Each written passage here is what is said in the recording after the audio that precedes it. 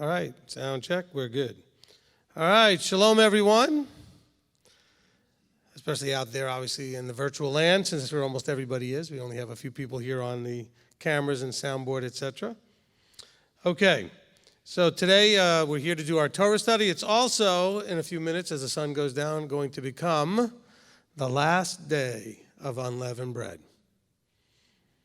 And that means that, we're going to be completing this holy day, and we're counting down towards Shavuot and all that kind of good stuff. But what it doesn't mean is to be salivating and lusting after leavened bread. Okay, some of you are counting down the time and the minutes to the next pizza. Listen, I'm eating pizza a couple of times this week on matzah. You can make matzah pizza. That's good. That's been really good. All right. So we're going to have our Torah study tonight, and the reason we're doing one tonight is because we tend to do them on Tuesdays, and the tradition is to have them be done in the Jewish community anyway on Saturdays, and so we do the one on Tuesday that's for the following Saturday. So the one that will be coming up this Saturday, the one that's after unleavened bread, is the one we're going to do today so we don't fall behind. Okay?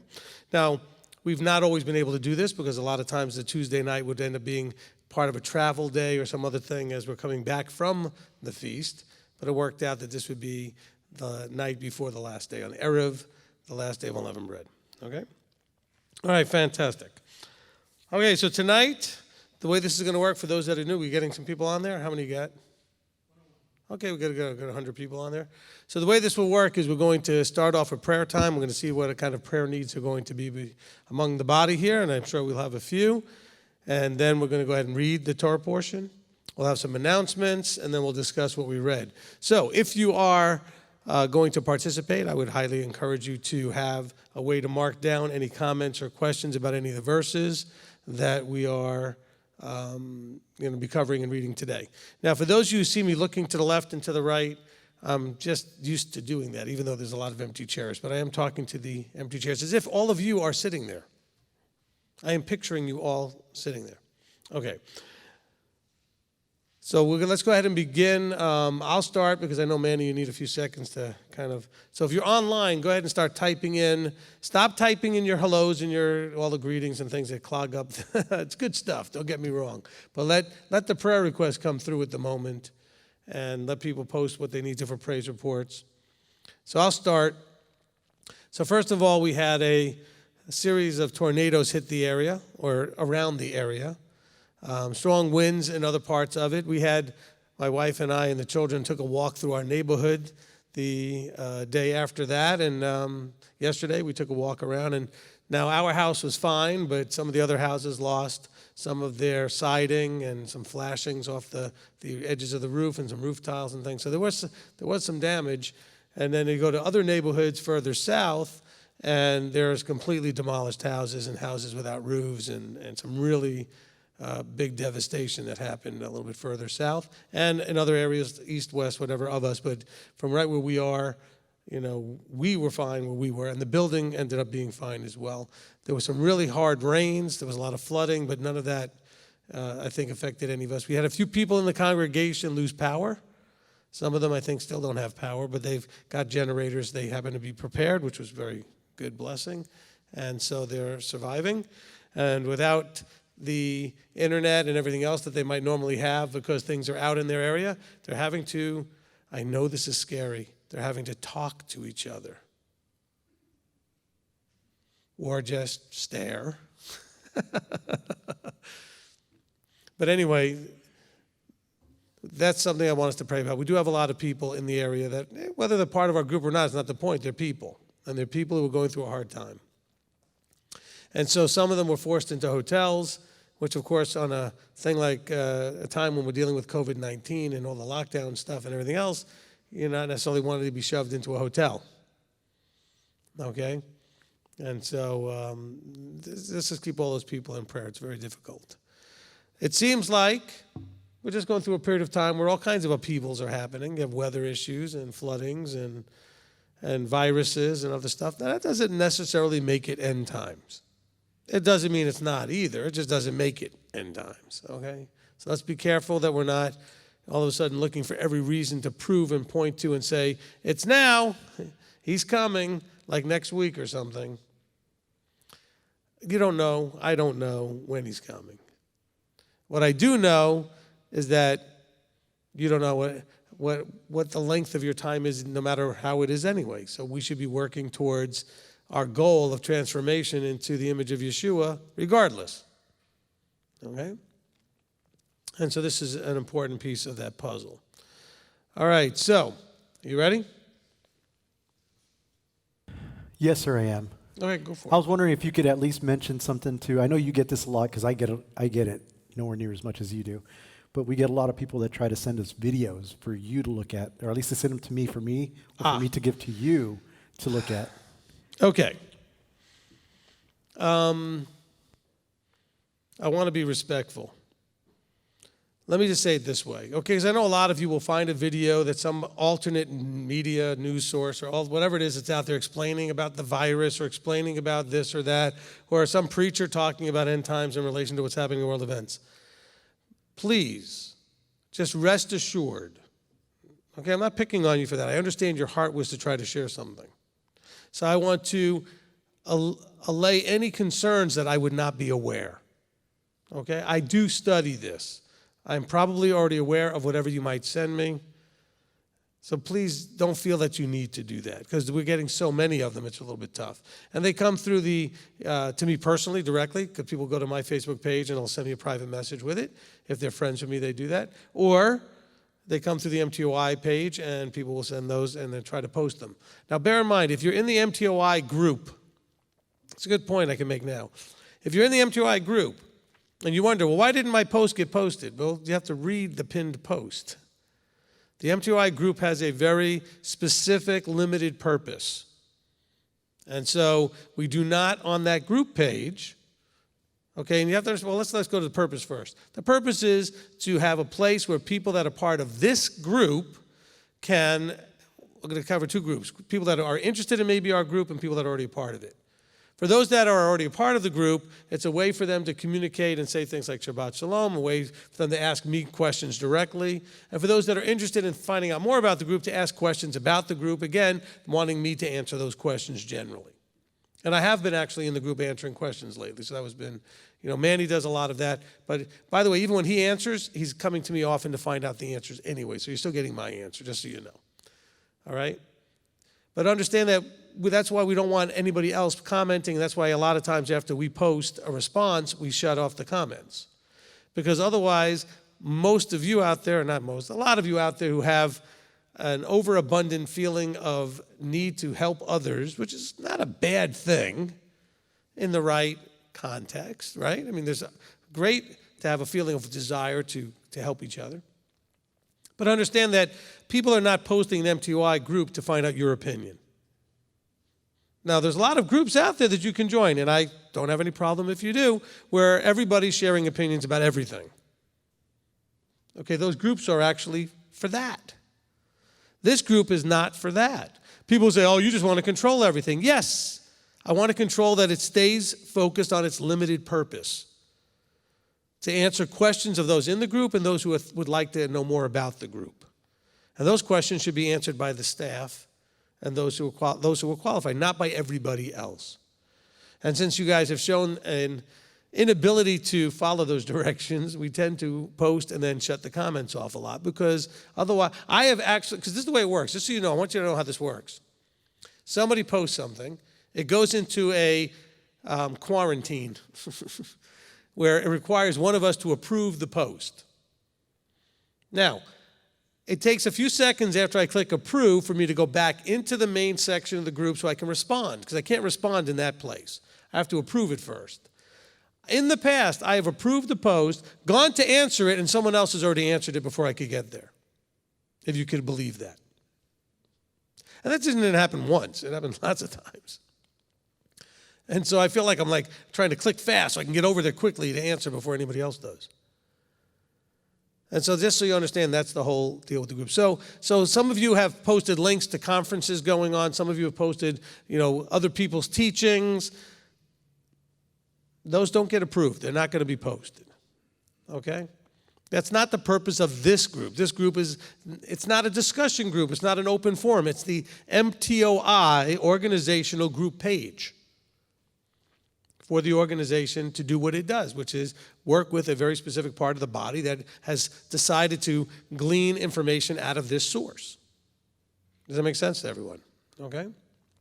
So, yeah, thank you for bringing that up, Manny. And I will try, now that I'm working out of the home office as part of this whole lockdown, try to get on there a lot more and approve posts and comment on posts and that kind of thing. So, let's do that. But please, this is part of, if you've been following this leadership for any period of time, you know that you should not be usurping or overstepping by answering questions that should be answered by the leadership. That doesn't mean you don't know the answer. We're not being so condescending to think that you can't answer it. I'm hoping you all can answer every question ever posted. That would be my goal as a teacher, to have all of the people who I teach be able to answer every question anybody posts. But unless you have the authority to do that, you should allow the teachers to post, okay, and answer the questions. So please don't take this as any way an insult to whether or not you actually know about the answers. Okay, so I wanted to cover that. Let me cover something else that came in an email.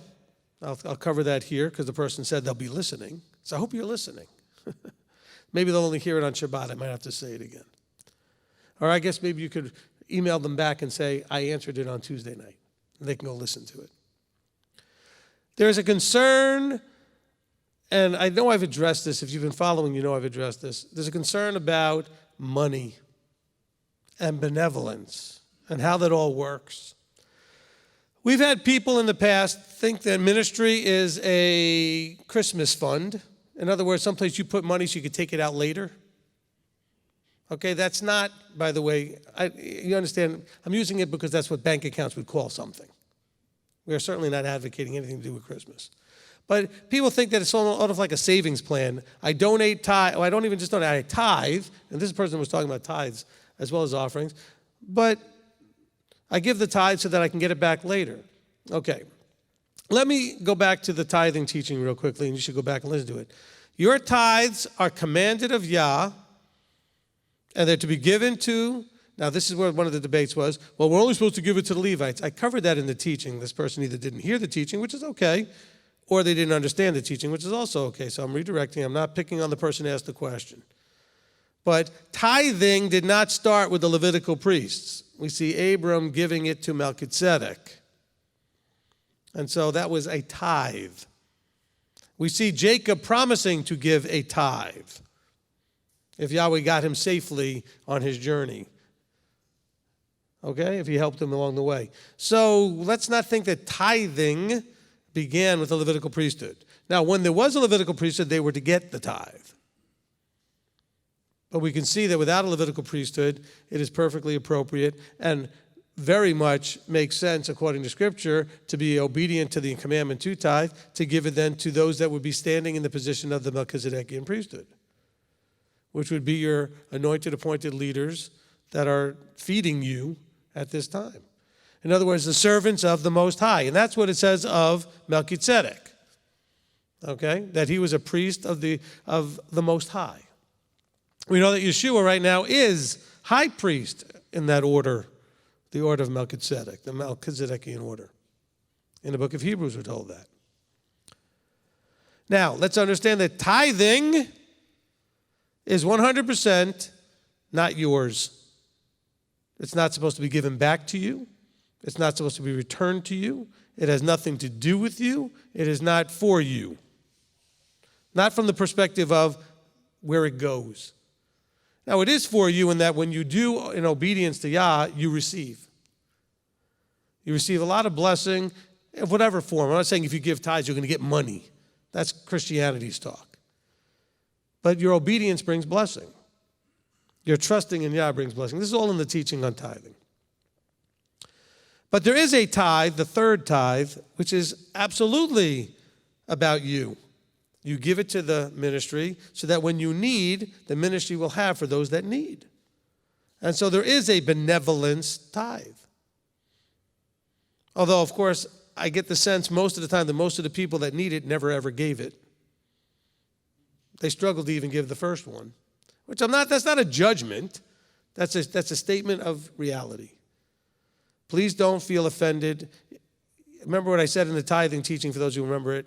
The tithing is going to expose one of two things if you're having a challenge with it. Either A, you have a finance problem. You're either spending too much or not making enough, or both. So the tithing will expose that problem. It also has the potential of exposing a selfish greediness problem where you just don't want to give I don't want to give my money to anybody. I'm going to try to figure out every little way to make sure that I don't have to give it. And so that could be exposed, and not everybody has this problem, I'm saying, but if you struggle to, a lot of you are very joyful givers, but if you struggle to give, it's probably because of one of those two issues. Either you have a problem departing with your money. It's my money. I'm not giving it to anybody. Why should I give my money to anybody? Or, I can't do this. I can barely pay my bills. And maybe you need to analyze, because maybe you have a problem in the area of that your bills are only a problem because you spend too much.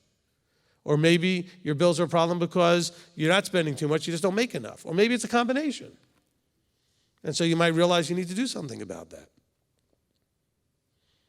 You know, a lot of you are tired of having more month at the end of the money. So instead of whining about it, why don't you start retraining, retooling? This is a great time. You're home. It's a great time to retrain and retool for another career. Really start thinking about what careers are really going to take off when this thing finally shuts down and we get to go back to work. And some industries will really be hiring a lot of people because, you know, they'll have lost a lot of people, and who knows what happens. Some industries may not come back, not the way they were. We're looking and analyzing this every day, so we're on top of it, because people come to us for guidance about their careers. I know we're a ministry, but they still come for guidance about any part of their lives. And so we have that. So bear in mind that the third tithe would be the tithe that would be there for you. That's not to say that ministries, if they don't have third tithe, won't use first tithe to help you. So let's be clear about that. This ministry helps people every week, every month, all year long, with financial help, with guidance and advice, with all kinds of help. The person was kind of attacking in their email saying that, you know, we don't do these things and we talk, and we have all this, I don't know what millions of dollars and millions they must think we have, but, you know, we don't. But we do help. We help pay people's rents when we need to. We help buy people food when we need to. We help provide people with housing when they need housing when they need to. We've helped with medical bills. We've helped with all kinds of things. We've helped with cars and helped get people's cars fixed. We help with the needs that come up. Now, what you need to understand, this is important, because this came up, and I know this we're stalling a little bit into this study tonight, but I think this is really important. What you need to understand is that I know this is going to shock you. You ready for this? There are those that would abuse the system. There are those that will go from church to church and congregation to congregation with their hand out. And even though the one might have given it to them, they'll still go to the next one and the next one and the next one. There are those that maybe they're only going to us or only going to one place, but it's like throwing money in the bottomless pit because they're going to spend it, blow it, whatever, and they're not going to fix the problem. It would be remiss, it would be negligent on my part to give anybody anything without understanding what caused the problem. Is it something that's not their fault? Is it something that is their fault? Now, by the way, either answer is not going to determine whether or not we help them. It just determines how they're helped. Do you understand the difference? If it is their fault, I'm going to expect efforts being made to fix the problem that's their fault and still help them at the same time. If it's not their fault, then we're just going to help them. But we need to know which it is. We've had people come. Every ministry that's been around for more than 5 seconds has had people come that they gave money to that they should never have given money to. Or they helped in some way that they never should have helped. And they were taken advantage of. So this person who was emailing and making it very clear they're trying not to criticize while criticizing and not to be in my face while being in my face. And that's really, look, if you have to say, not that I'm doing all of this, well, then you're probably doing it. And so you have to be careful with that. Very important. Now, so bear in mind that with the ministry that we have, we help as many people as we can. And we're working on ways now to provide even more ability to help if this thing continues longer and people have more need. I was just in a meeting earlier today talking exactly about that. Do we need to set up a food bank here at the building? Do we need to figure out some other way? We're actually making sure that, any of you that are part of Beth Shalom that are watching right now, make sure that we have your contact info, a way to call you or reach you to check on you, like when those tornadoes came through, or even just because we're all on lockdown, just to make sure, is there anything you need? Because here's the other problem to all of you that think about how this benevolence thing works with ministries. The people that really need it and that we really should be helping more than anything else are people that will never ask. The ones who are really free to come and ask at the drop of anything, I'm not saying they don't need, but often they don't. Often they're just causing their own trouble and they're too lazy to fix it. And I'm not judging anybody. I'm just stating a fact from years of experience with this ministry thing. And if you don't know what I'm talking about, go start a ministry and you'll learn it fast. Okay? You will learn it fast.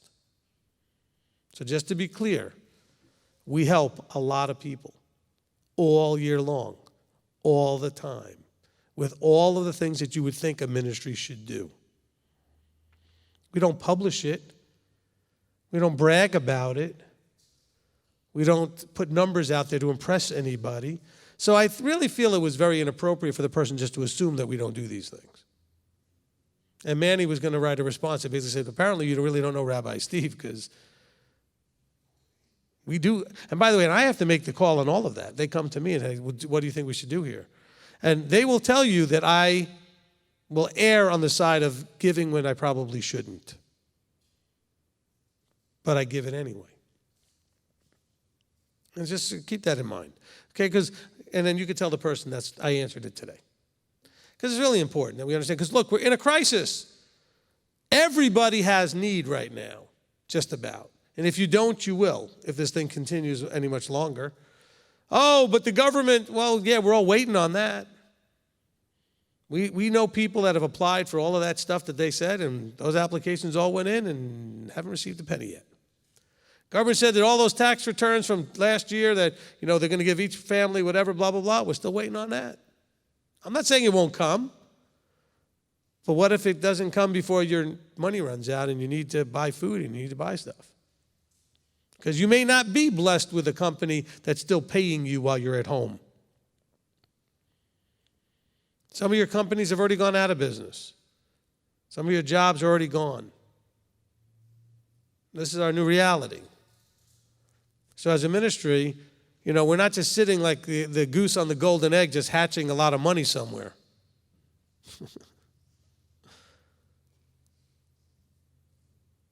Do you understand? Maybe I can really kind of make this more clear. You've never heard me ask for money, and you never will. But you do understand that we are supported by people who have jobs and income. How much support do you think eventually we would have when people don't have jobs and don't have income? That's a reality we've been working on for the last month and a half, trying to figure out how we can cut back on everything that we can cut back on, minimize everything that we can minimize on, so that we can make sure that we're able to provide the services like this to you today, and on tomorrow. We'll have a service tomorrow for the Holy Day, and then on Saturday. Now, of course, nobody will be here, but we're going to broadcast it for you because we still have the funds to turn on the lights and power everything up. Until we can't do it, we're going to keep doing that. And so just bear that in mind, that we understand the reality. It's your hearts that are moved to send funds here that keeps this thing running. And even if your heart is moved, if you don't have any funds, you can't send them. Now remember, we don't ask, we just work on the hearts moved model, that people feel compelled by him to send. And by the way, to that person who wrote the email, nobody asked you to send, don't send. You send it wherever you feel you need to send it. I think everybody still needs to tithe if you have an income, because he says to, and there is a blessing in that. If you don't want to give it to me, I don't care. Give it to wherever you need to give it to, but you need to be doing it. I don't need your money. If he doesn't want this ministry, he won't fund it. If he wants this ministry, the money will just appear if he needs it to. We have no fear of funds. That's why we never ask for any. Okay, that is why we never ask for any, because the boss owns everything.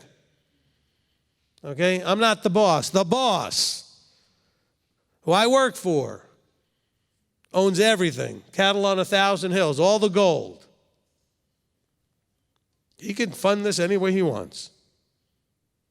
Not worried about it. You'll never get an email saying, oh, if you don't send, they're going to turn off the lights. And, well, you know what? If you don't send, we'll turn off the lights. It is what it is. I'm not going to ask you to mitigate the situation. All right? If he's allowing it to happen, I'm not going to fight with it. Okay? If he allows this thing to shut down, then it's going to shut down, at least in this form. If he wants to fund it, he'll fund it. I appreciate those of you that are participating in that. It is what it is. I don't have a problem going out and getting a job if there are jobs to get. I don't have a problem doing anything. I'm just doing this in obedience as a servant. The ministry exists for that purpose. It's not to line my pockets or anybody else's pockets or to, do whatever. It's to perform a service to help you transform into him, to help you go from where you are into the kingdom. We talk about benevolence. We spend over $75,000 in giving away free CDs to people all over the world last year. That's not to brag about it. That's because our job is to feed people and not just with food of the flesh. The leadership, some of the administrative leadership came to me and was talking about, well, do we need to shut that down? Because that's a very expensive thing we do. We mail out over 600 mailers around the world that runs us, I don't know how much, a few $1,000s a month to make them, the postage, the envelopes, and everything. And I said, absolutely not. People need them. We're going to keep sending them. That's a core piece of our ministry, is to give things away and get it to people for free. If they don't have internet, or if they've got limited bandwidth and they can't download teachings, I want them to have the CDs. And so we mail them out. I said, that'll be the last thing we cut. Well, a lot of those people probably just throw them out, or a lot of those people, they probably do. I said, but as long as 30, 40, or even 50, or even 30%, even 30% of them are actually valued, that's worth it to me. And that's the way I explained it to them the other day. And it's not that they wanted to cut you guys off from CDs. They're just trying to make sure we're being wise stewards and making sure that we have enough money to do all the things we need to do. And so I want you to know that my heart is to make sure everybody is provided for. How we do it, it's another story. So if you're part of MTOI and you're not part of any local congregation as part of MTOI or any local congregation any other way and you have a need, yes, you could call us and we could talk about your need. But understand this, and this is going to be the filter. If you call, we're going to vet your need. You're going to have to be honest. You're going to have to expose your shortcomings, if there are any, in terms of allowing yourself to fall into the need, if it's not something beyond your control. Okay? If it's not something that's beyond your control. Because we would be, again, derelict in our duties if we did not vet the situation. Because trust me, we've been taken advantage of. Everybody has his ministry at some point. Not as much as we could, because we've done some better vetting over the years. We've learned lessons and have T-shirts that say, okay, I gave money to somebody I shouldn't have. I helped somebody I shouldn't have helped. But we do what we can. All right, that was a long-winded way of answering that question. I think that's important because it has to do with what we're dealing with right now. Yes, you should look to your ministry to help. Matter of fact, the system is not designed for you to look to your government. You should be looking to your ministry. Of course, the ministry would be a lot better set to help if everybody actually was tithing like they're supposed to, because then we could do a whole lot more. But of course, that's not the case. It's a small percentage of people that do.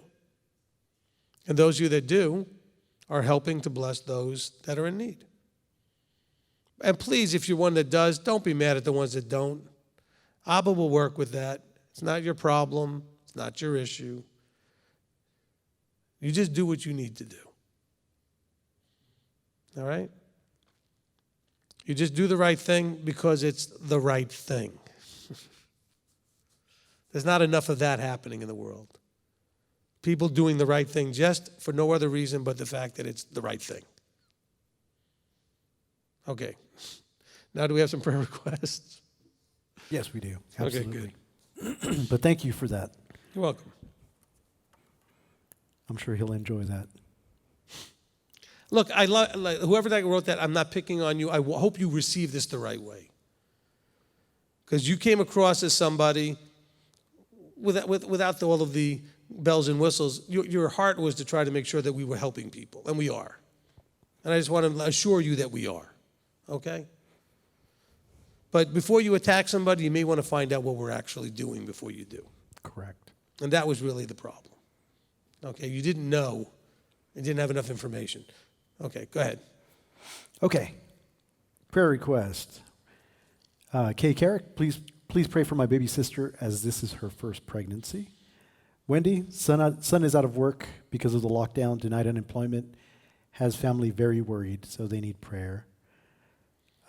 Lady Di, prayers for family members in the hospital. I'll pray for hospital and pray for family members and friends on the front line. Shirley, prayers for family as well as employment and college prayers. I have another one here. I can't say that name, but I have upcoming finals and my last exam next week. Need strength to make it through these last 2 weeks. Another one from Kay Carrick. Please pray Abba's will be done in my marriage and for my husband's mind during this deployment. Steve Waffle, prayer for Evelyn and Evan and me. Michelle, shalom, prayer please for my continued recovery from a stroke and my family, and for my family. A different Michelle, prayers for all those affected by the tornadoes and storms and for all Marco Polo sisters and MTOI leaders worldwide. You are a blessing for all you do for us. Amen. Appreciate that. Olivia and Janet Hoffman, praises for healing, wisdom, discernment, and much more. Abba has granted to us all praises to our compassionate and merciful Father. Rabbi Tom Mitchell, would like prayer for my Joanne. Also, thank Yahweh for protection from the other night's storm. Amen. Selena, prayer for people still without power, still struggling with major flare of chronic health issues. My husband has been a good caretaker. Felicia, prayers for our private wedding this Monday. Thank you. Vaskin, prayers for all that have lost lives due to COVID-19 and that this can be over soon so the body can reunite again in person. Amen. Amen. Also, praises to MTOI for all they do and the many blessings to Rabbi and MTOI. Carrie Ann, praise report. Praise for my husband's new job. Thanks, y'all, for your prayers. Praise Abba that all my loved ones made it safely through the recent tornadoes, and may Abba be with those affected. Bob, please pray that my business picks up soon. Praise Yahweh for his provisions and faithfulness during this trying time. Israel Tracy, prayers for some of my students. One lost a grandparent, and his dad had a stroke, and many are struggling with this whole situation and are reaching out to me for help besides their classes. Kirsten, prayers for just everything. So much going on right now amidst being pregnant with our second child and having zero energy, and all that's going on in the world is overwhelming, and I just need my Father. Amen. Delia, please pray for Sheila Thornsberry, 47, who is on a ventilator due to COVID-19. Catherine, prayers for my son Parker. He is in the Navy and was sent home sick today.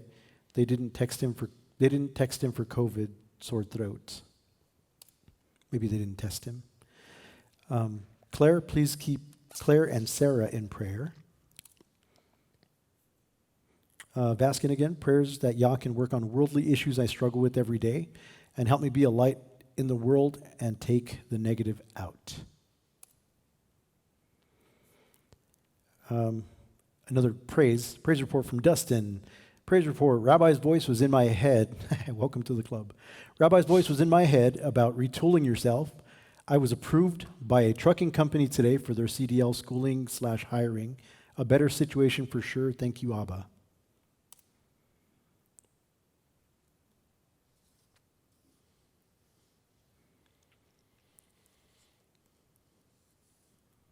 Okay, looking on the computer real quick here. I expect we'll find a lot of those kind of praise reports in the near future. You know, people finding the time to retool, find a better opportunity. You know, a lot of you hated your jobs. Well, here's a chance to do something else. Not everybody, but I mean, a lot of people just don't like what they're doing, and they're frustrated because it doesn't pay enough bill. Whatever it is, so figure out other things. It's a great, great opportunity. Go ahead. Let's see, Yah's girl, prayer request for continued healing. And thank you, Rabbi Steve, for taking the time to speak to so many of us via the phone. Your podcasts have been such a blessing. And thank you to Manny, too.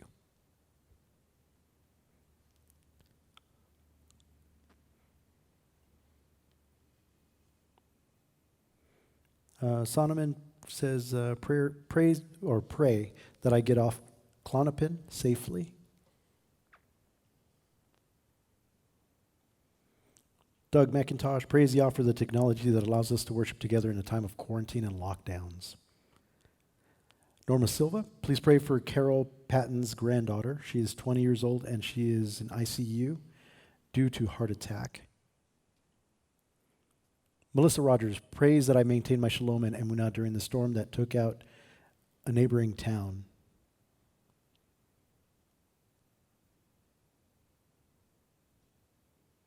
Walk Softly Upon the Earth is praising that she just found out Ontario is not getting the COVID surge that was predicted.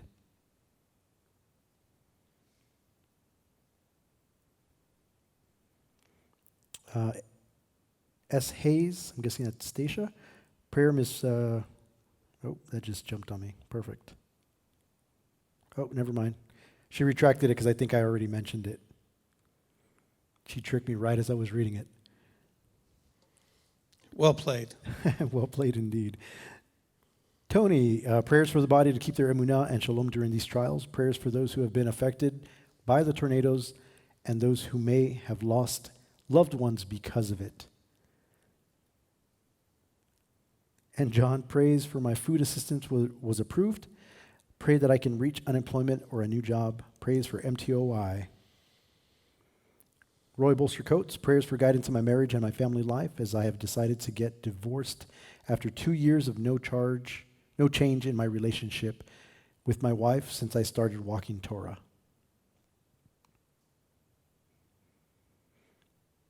That is, I think I've just about caught up, and there were a ton of several unspoken prayers. And I had something that I wanted to mention to you, and I can't remember, and I knew I was going to forget. I wanted you to touch on something that... And that is why Yahweh invented pens? It was while I was reading. Okay. That's why I interrupt myself a lot, because I want to make sure I get it out before I forget it. That's why I use the pen to write some stuff down. Okay, so let me just add one thing that came to me while you were talking, and maybe you'll remember. The storms, more than anything else, but also, I guess, the lockdown and being financially challenged and maybe needing to sell off some things that you just because you need the money, should help us to understand that we should really be careful how attached we've become to stuff.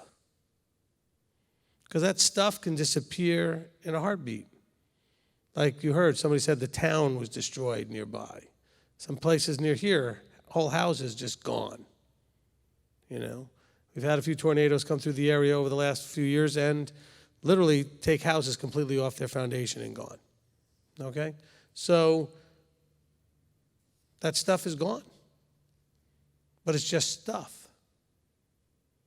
But we in our flesh, And we talked about that on Shabbat. On Shabbat, when we talked about in Matthew not worrying, and it says, well, don't worry about stuff, it's just stuff. And, and we talk about the idea of putting our treasures in heaven versus our treasures on the earth. And it's just stuff. But I love my stuff. Well, we know there was a wealthy guy that came up to Yeshua that didn't want to, deal with his love of stuff. Yeshua told him, go sell all your stuff. Why? Because it's an idolatry problem. You have an idol problem with your stuff. You've elevated it to a wrong place. So I'm not saying that you guys all have problems with that, but just analyze at this point. What if the tornado had wiped out all of your things, but didn't kill you or your family members, just wiped out your stuff? How distraught would you be? Or would you just be praising Yah that you were around? Yahweh allowed Hasatan to destroy all of Job's stuff, and family members as well. And yet, because he was still praising Yah, he restored him and gave him back double of everything. And so just to understand that. So let's just be letting these moments like this help us to maybe identify and recognize that we may have challenges with material things in terms of our attachments. Some of you have had the misfortune of having a hard drive go down and you didn't have a backup. Some of you had the misfortune of having a fire and pictures or other valuables went in the fire, or a flood wrecked. So it doesn't just mean like a tornado. I mean, it could be all kinds of ways that you lose stuff. But you know what? That's all it is. It's replaceable stuff. Oh, but it wasn't replaceable. You still remember the stuff. You remember the pictures. You were there for the moments. And that's why, and maybe I just have a weird thing about this. I'm not a big fan of documenting every moment in life because I like to be more involved in enjoying the moments. I don't mind if somebody else documents, but don't interrupt me and make me do that. But spend more of your time enjoying the moment than worried about documenting it, because the moment is what matters, not the documentation. Whether it's archives of pictures and taking stuff and everything else, because that stuff could get gone. It could be erased. It could be, the service could go down. It could be in the cloud goes down, whatever it is. You could lose all that. Memorabilia, heirlooms from other people, it's just stuff. Just to encourage you, we're seeking first the kingdom and his righteousness. We're not seeking stuff. All right? Because chasing after stuff and being obsessed with stuff is only going to bring you an insatiable desire. Really, it's a desire that cannot be satiated. You cannot fill that desire. You'll always want more. Wanting, craving is something that's insatiable. You cannot satisfy that, a craving. I want more, I want more. This happens to people when they start with drugs and then they want more and that kind of thing. It starts when they get into pornography. It starts when they get into gambling. It starts when they get into, whatever. They just want more. It starts when they get into conspiracy theory, new doctrinal understanding, crack. Oh, I started down this thing with the calendar, then I went to the shape of the earth, and then I went to the next thing, and it's just, I need more. I need more. I'm not saying it's wrong to go down some of those paths, but can you have balance with it? It's going to mess you up. Be careful about not having the balance. Very important. All right, let's go ahead and pray. Avinu Malkeinu, our Father, our King. Father, we come before you, and we are so blessed and appreciative that we have an opportunity to come to you. You are Creator, the King of all the universe.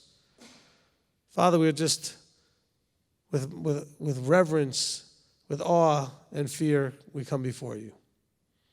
And we appreciate that we can share our joy at the miracles, small and great, that you do in our lives every day, and that which was spoken and unspoken, and the appreciation and the thanksgiving that we have for the praise that we want to share with you for the things that you've done and that you continue to do in our lives. Father, we appreciate that these things help us to know that you're aware of us and that you care and that you're giving us just that enough. I don't know, we call it dayenu, just enough, that it would be enough for us to know that we know that you're there. And so, Father, we also come to you with our needs and our concerns, and we lay them at your feet, trusting and knowing that you are the only source of solutions to these things. You are the only one to come to with our needs. And trusting that your answer, which is always right, will be received by us who is not always right. And so, Father, help us to receive your answers. So, Father, we thank you and we praise you and we give you glory and we give you all the honor. In the name above all names, Yeshua our Messiah. Amen. Amen. Amen. All right. Now, so the way we're going to do this for the whole COVID-19 deal, I'm going to ask my daughter, do you want to read today, darling? Can you just come up? You and I will do all the reading today. Yes. That way we don't have to share the microphone with people and get anybody. We only have like 3 or 4 people here running cameras and everything anyway, but you and I can just share a microphone since you and I share a house anyway. Okay? It also will minimize my having to do the blessing on the readers. I could just do you. How many? We're just going to share chapters. There's 3 chapters we're going to read, and we're just going to share chapters. Okay, it's not bad. All right, tell you what, I'll read 2 of them, you can read 1 of them. Okay. Okay? All right, so why don't you go sit over there, and I'll read the first one, and I'll call you up for the second one, and I'll read the third one. All right, so today's Torah portion brought to you by, no, I'm kidding. It just feels like I should say that, you know. Brought to you by Moses, the author of this Torah portion. Okay, so this week's Torah portion is Shemini. Okay, Shemini, which means 8th. Okay.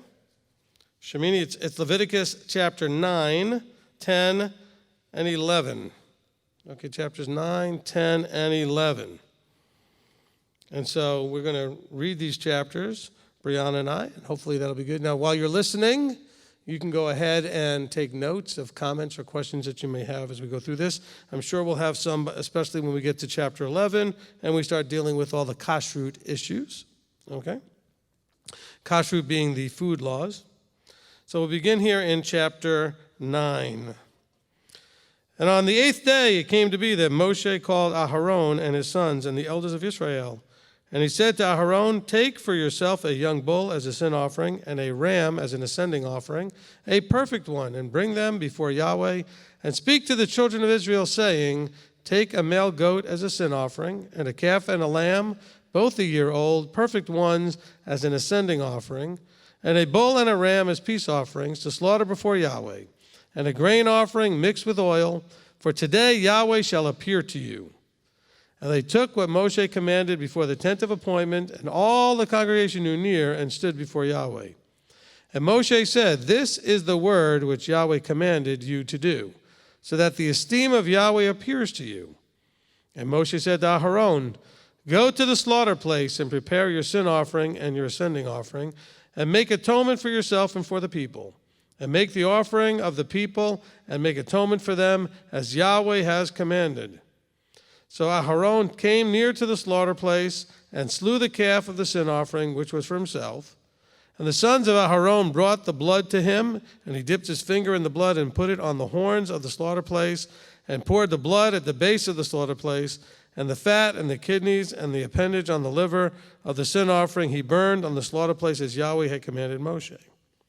And the flesh and the skin he burned with fire outside the camp. And he slew the ascending offering, and the sons of Aharon presented to him the blood, which he sprinkled on the slaughter place all around. And they presented the ascending offering to him with its pieces and head, and he burned them on the slaughter place. And he washed the entrails and the legs and burned them with the ascending offerings on the slaughter place. And he brought the people's offering and took the goat, which was the sin offering for the people, and slew it and made a sin offering like the first one. And he brought the ascending offering and made it according to the right ruling. He also brought the grain offering and filled his hand with it, and burned it on the slaughter place besides the ascending offering of the morning. And he slew the bull and the ram as a slaughtering of peace offerings, which were for the people. And Aharon's sons presented to him the blood, which he sprinkled on the slaughter place all around, and the fat from the bull and the ram, the fat tail, and the covering, and the kidneys, and the appendage on the liver. And they placed the fat on the breast, and he burned the fat on the slaughter place, But the breast and the right thigh Aaron waved, as a wave offering before Yahweh, as Moses had commanded. Aharon then lifted up his hand toward the people and blessed them, and came down from making the sin offering and the ascending offering and the peace offerings. And Moshe and Aharon went into the tent of meeting, and came out and blessed the people. And the esteem of Yahweh appeared to all the people, and fire came out from before Yahweh and consumed the ascending offering and the fat on the slaughter place. And all the people saw and cried aloud and fell on their faces. Amen. All right, Brianna, come up. He who blessed our fathers, Abraham, Isaac, and Jacob, may he bless Brianna, who's come up to honor Yahweh in the Torah. May the set-apart one bless her and her family, and send blessing and prosperity in all the works of her hands. Amen. Read chapter 10.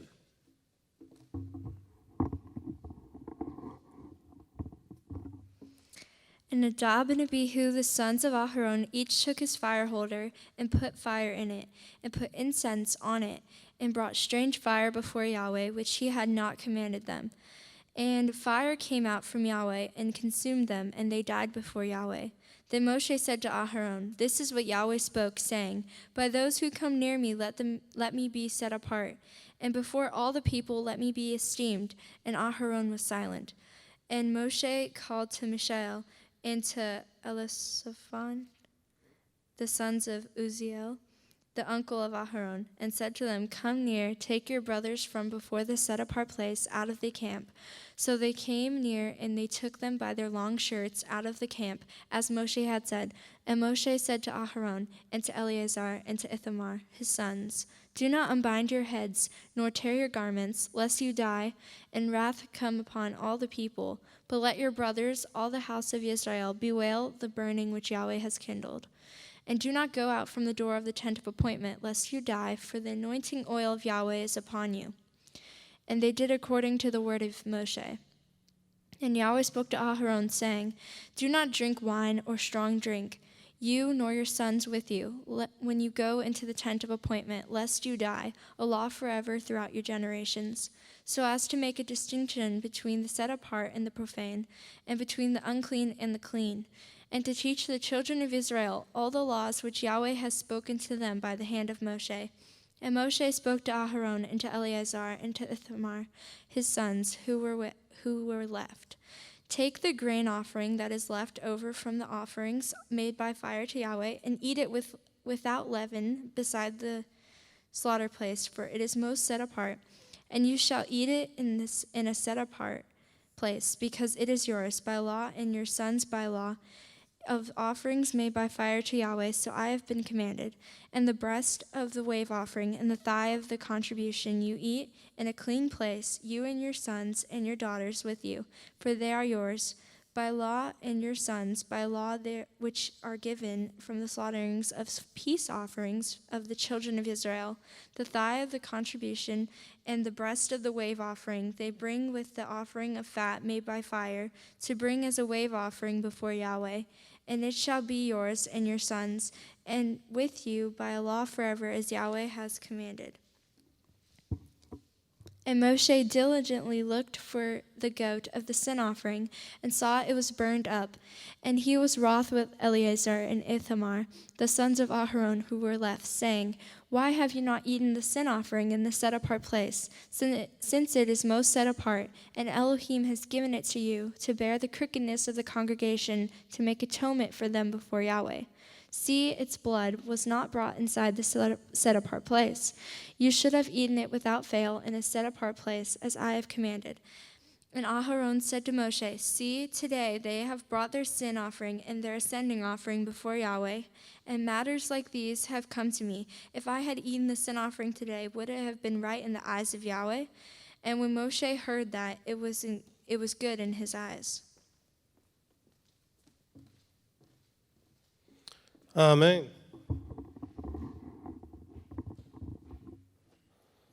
All right, chapter 11. And Yahweh spoke to Moshe and to Aharon, saying to them, "Speak to the children of Israel, saying, These are the living creatures which you do eat among all the beasts that are on the earth. Whatever has a split hoof completely divided, chewing the cud, among the beasts that you do eat. Only these you do not eat among those that chew the cud, or those that have a split hoof, the camel, because it chews the cud but does not have a split hoof, it is unclean to you. And the rabbit, because it chews the cud but does not have a split hoof, it is unclean to you. And the hare, because it chews the cud but does not have a split hoof, it is unclean to you.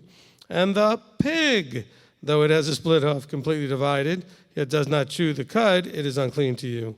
Their flesh you do not eat, and their carcasses you do not touch, they are unclean to you. These you do not eat of all that are in the waters. Any one that has fins and scales, these you do eat of all that are in the waters. Any one that has fins and scales in the waters. In the seas or in the rivers, that you do eat. But all that have not fins and scales, in the seas and in the rivers, all that move in the waters, or any living being which is in the waters, they are an abomination to you. They are an abomination to you. Of their flesh you do not eat, and their carcass their carcass you abominate. All that have not fins or scales in the waters are an abomination to you. And these you do abominate among the birds. They are not eaten, they are an abomination. The eagle and the vulture and the black vulture and the hawk and the falcon after its kind, every raven after its kind, and the ostrich and the nighthawk and the seagull and the hawk after its kind, and the little owl and the fisher owl and the great owl and the white owl and the pelican and the carrion vulture and the stork and the heron after its kind and the hoopie or the hoopoe and the bat. All flying insects that creep on all fours are an abomination to you. Only these you do eat of every flying insect that creeps on all fours, those which have jointed legs above their feet with which to leap on the earth. These are them you do eat, the Arba locust after its kind, and the solemn locust after its kind, and the Chargol locust after its kind, and the Chagav locust after its kind. But all other flying insects which have 4 feet are an abomination to you. And by these you are made unclean. Anyone touching the carcass of any of them is unclean until evening. And anyone picking up part of the carcass of any of them has to wash his garments and shall be unclean until evening. Every beast that has a split hoof, not completely divided, or does not chew the cud is unclean to you. Anyone who touches their carcass is unclean. And whatever goes on its paws among all the creatures that go on all fours, those are unclean to you. Anyone who touches their carcass is unclean until evening. And he who picks up their carcass has to wash his garments and shall be unclean until evening. They are unclean to you. And these are unclean to you among the creeping creatures that creep on the earth, the mole and the mouse and the tortoise after its kind, and the gecko and the land crocodile and the sand reptile and the sand lizard and the chameleon. These are unclean to you among all that creep. Anyone who touches them, when they are dead, becomes unclean until evening. And whatever any of them in its dead state falls upon becomes unclean, whether it is any wooden object or garment or skin or sack. Any object in which work is done, it is put in water, and it shall be unclean until evening, then it shall be clean. Any earthen vessel into which any of them falls, whatever is in it becomes unclean, and you break it. Any of the food which might be eaten on which water comes becomes unclean, and any drink which might be drunk from it becomes unclean. And on whatever any of their carcass falls becomes unclean. An oven or a cooking range, it is broken down. They are unclean and are unclean to you. But a fountain or a well, a collection of water is clean, but whatever touches their carcass is unclean. And when any of their carcass falls on any planting seed which is to be sown, it is clean. But when any water is put on the seed, or any part of any such carcass falls on it, it is unclean to you. And when any of the beasts which are yours for food dies, he who touches its carcass becomes unclean until evening. And he who eats of its carcass has to wash his garments, and shall be unclean until evening. And he who picks up its carcass has to wash his garments, and shall be unclean until evening. And every swarming creature, the one that swarms on the earth, is an abomination. It is not eaten. Whatever crawls on its stomach, and whatever goes on all fours, and whatever has many feet among all swarming creatures, the one swarming on the earth, these you do not eat, for they are an abomination. Do not make yourselves abominable with any swarming creature, the one swarming, and do not make yourselves unclean with them, lest you be defiled by them. For I am Yahweh your Elohim, and you shall set yourself apart, and you shall be set apart, for I am set apart. And do not defile yourselves with any swarming creature, the one creeping on the earth. For I am Yahweh, who is bringing you up out of the land of Mitzrayim to be your Elohim, and you shall be set apart, for I am set apart. This is the Torah of the beasts and the birds and every living being, the creeping creature in the waters and every being that swarms on the earth, to make a distinction between the unclean and the clean, and between the living creature that is eaten and the living creature that is not eaten. Amen. Amen. All right, well, that concludes the readings. We'll recite the traditional blessing after the readings.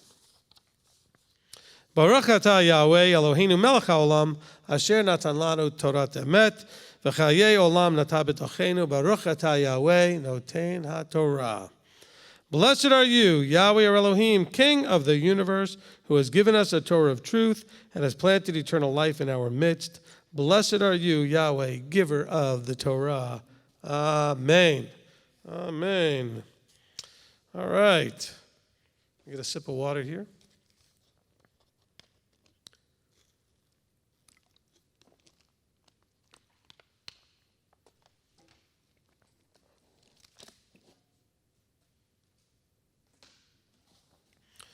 All right, so chapters 9, 10, and 11, we're going to get into that in a minute. Let me go through some announcements first.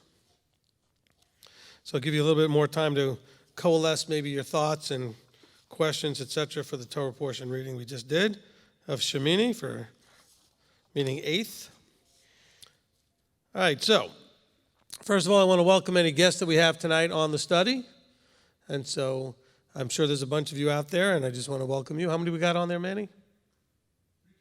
322 computers on. I'm sure some of you are new. Those of you that are not new, please help the new people feel welcome. Okay? So where are we in the Omer count? Okay, after sundown, it became day 6. Day 6. Okay, so today we are on day 6.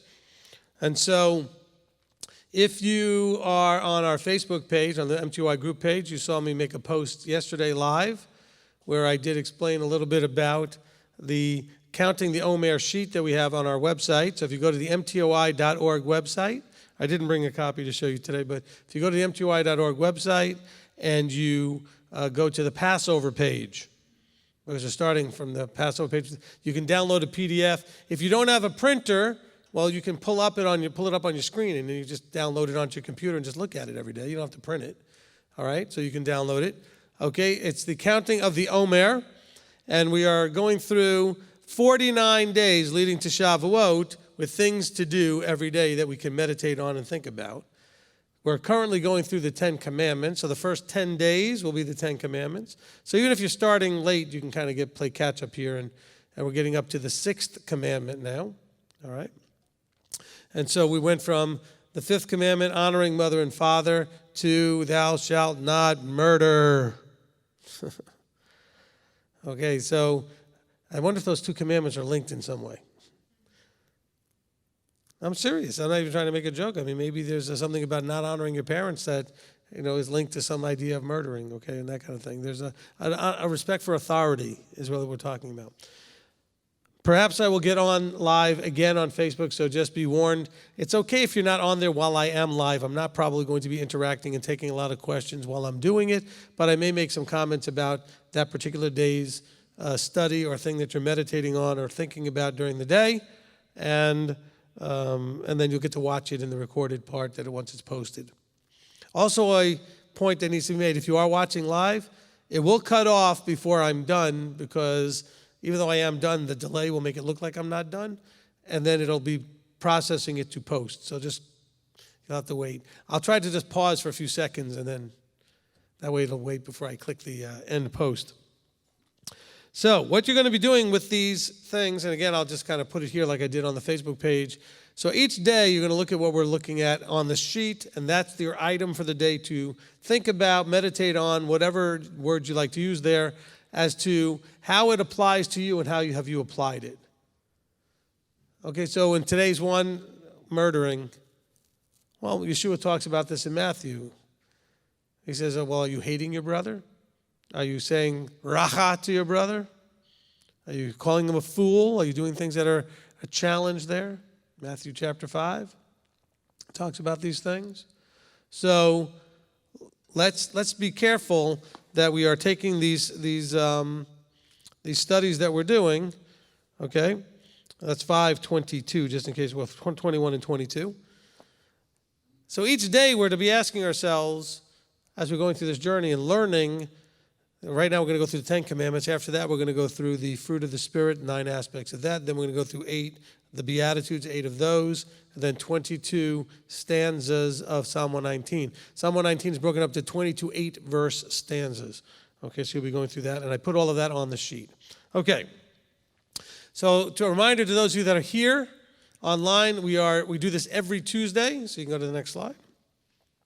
Every Tuesday we have a Torah portion that we do live like this, unless they lock us down so we can't, but even then I'll just do it from the house. So we do have that every Tuesday, and so you're all welcome to participate, 8 o'clock Eastern Time. And we have a program for the children that goes through the same Torah portion cycle. It's called Parsha Pearls. Okay, the Torah portion is known as a Parsha. And we have a separate website for the program. It's called ymtoi.org, which the Y stands for Young Messianic Torah Observant. So it's young as opposed to just MTOI. You have Young Torah Observant, okay, Young Messianic Torah Observant Israelites. Okay. Now the Parsha Pearls program is for children starting around 5, age 5 through 17, 18, 19, 20, but any age really would be fine. We have it broken up into 2 different levels. There's one known as the Katan A, and the other is the Katan B. Okay, the A is for the younger children, the B is for the older children.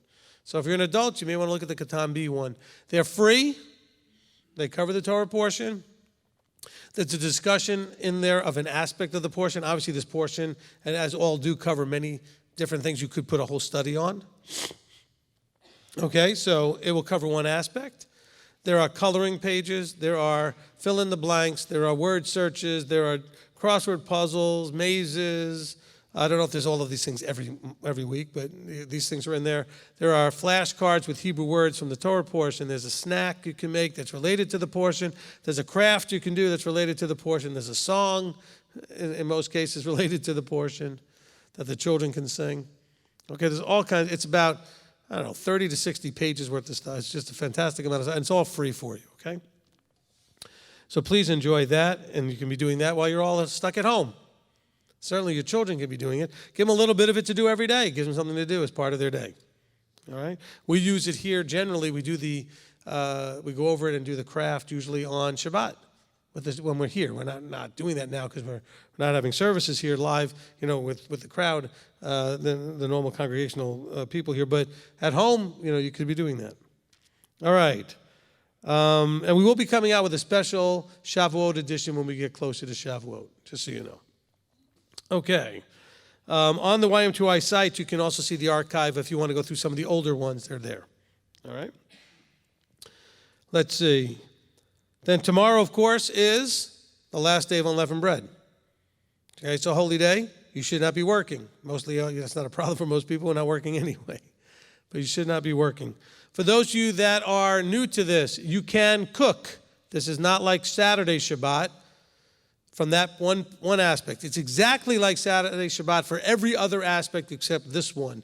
You can cook your meals. You're not cooking for the week. You're not cooking for the next month. You can cook what you're eating tomorrow. Okay?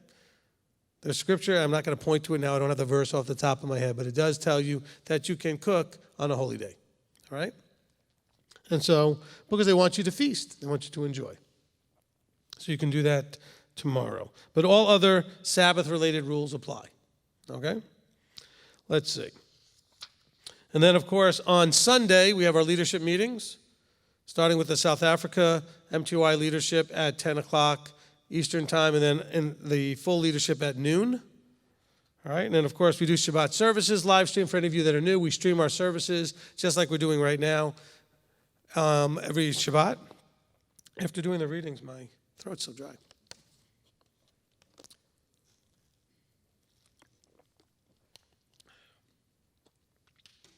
Okay, so every Shabbat, we stream our service at 1 o'clock Eastern Time. We actually start the service at 1:15. I'll tell you a short story why that is, because we found that people had a real hard time showing up on time. So we told everybody 1, and then we would start at 1:15. Now, that was before we were live streaming. Then when we live stream, we tell everybody when we start, we start. We're not waiting for anybody because we have it actually scheduled on YouTube. But some of you might think, why do you start at 1:15? Well, give people a few extra minutes just to get themselves settled in. And so that's why we do that. All right.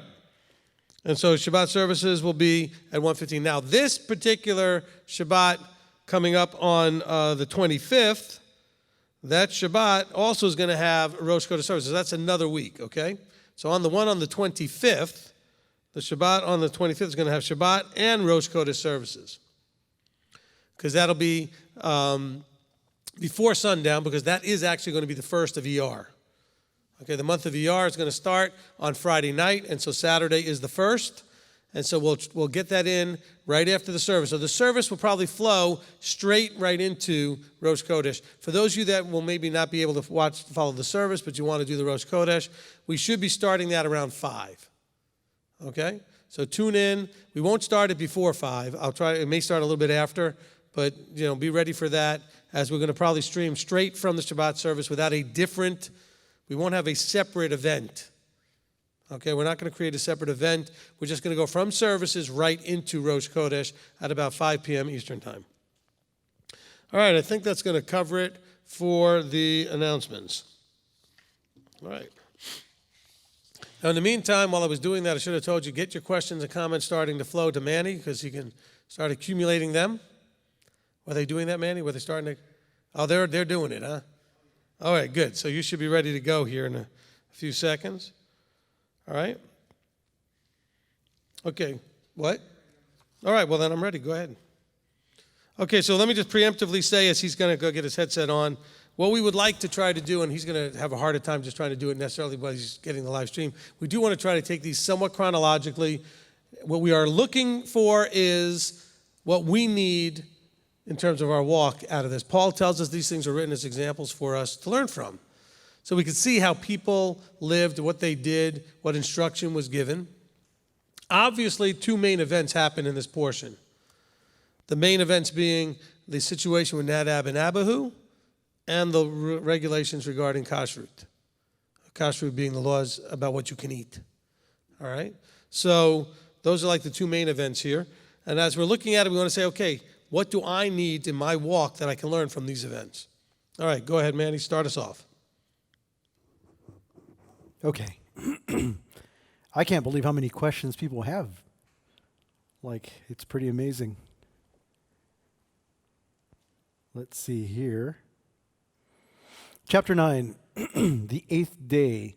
What is the significance of the 8th day being the day of instructions and the 8th day being the number of completeness? Okay. First of all, your gematria is a little bit off. The 8th day is the number of new beginnings. Okay? It's not the number of completeness. 7 would be complete. 10 is also understood in some ways as complete as well. But 8 is new beginnings. Okay? So on the 8th day it came to be that Moshe called Aaron. So in other words, they're starting the whole program now. We have gotten the instruction about the sacrifice. We got the instruction about these offerings, and now they're going to do them. So it's the beginning. That's why we get the idea. Look, gematria, the Jews have done their research over the years, and they've noticed that numbers are used in certain ways to indicate certain things in Scripture. And so this is one of the reasons why we think of new beginnings, because something is beginning here on an 8th day. And so the 8th day, or the number 8, is often connected with the idea of starting something. Okay? What happened after creation, after day 7? Creation now begins its function. 7 days of creation, and now it begins. Okay? All right, what else you got? Oh, what was the other question? Okay, that was it. Okay, it was 8th day. Was there significant? Okay, so go ahead. From MTOI Urbana. I had not noticed before that in chapter 9:6, Moshe said, "This is the word which Yahweh commanded you to do, so that the esteem of Yahweh appears to you, just as Rabbi has mentioned before, not for his sons." I guess it was a comment. Well, I mean, look, it has to do with who was supposed to be in the tent of meeting, who was supposed to be there when Yahweh would appear and interact with them. And it was supposed to be Moses and Aharon. And this is going to be a problem you see for Nadab and Abihu. Okay? So you're correct, Gary, or whoever was from Urbana. Okay? Okay, next one's from Libby. And some of these might be repeats, and you might have gotten them, so let me know. Libby, Leviticus 9:6, and then also 23. What does the glory of Yahweh look like in our lives today? Is fruit of the Spirit manifestation of his glory in us? Okay. You're still thinking, and I'm not saying this in a critical way, but you're still thinking in a Christian way. Okay? We're talking about here honoring. Okay? So the esteem that would appear, okay, he says that when verse 6 is talking about, and when the esteem of Yahweh appears to you, that's really giving you the idea of the glory that you might have been thinking of from the Christian side of it. But then in verse 23, it's talking about, and the esteem of Yahweh appeared to all the people. The honor, the glory, this is what it's all about. This is the goal. Remember, we talk about in the teaching honor and shame about receiving that honor, getting into a condition of honor. So that awe, so it's not just a sparkly image of some sort that we might be thinking of, this glowing light coming from the sky, as the glory of the Lord is coming down. All right? But esteem. So we get to see what was worthy of all that honor when he appears.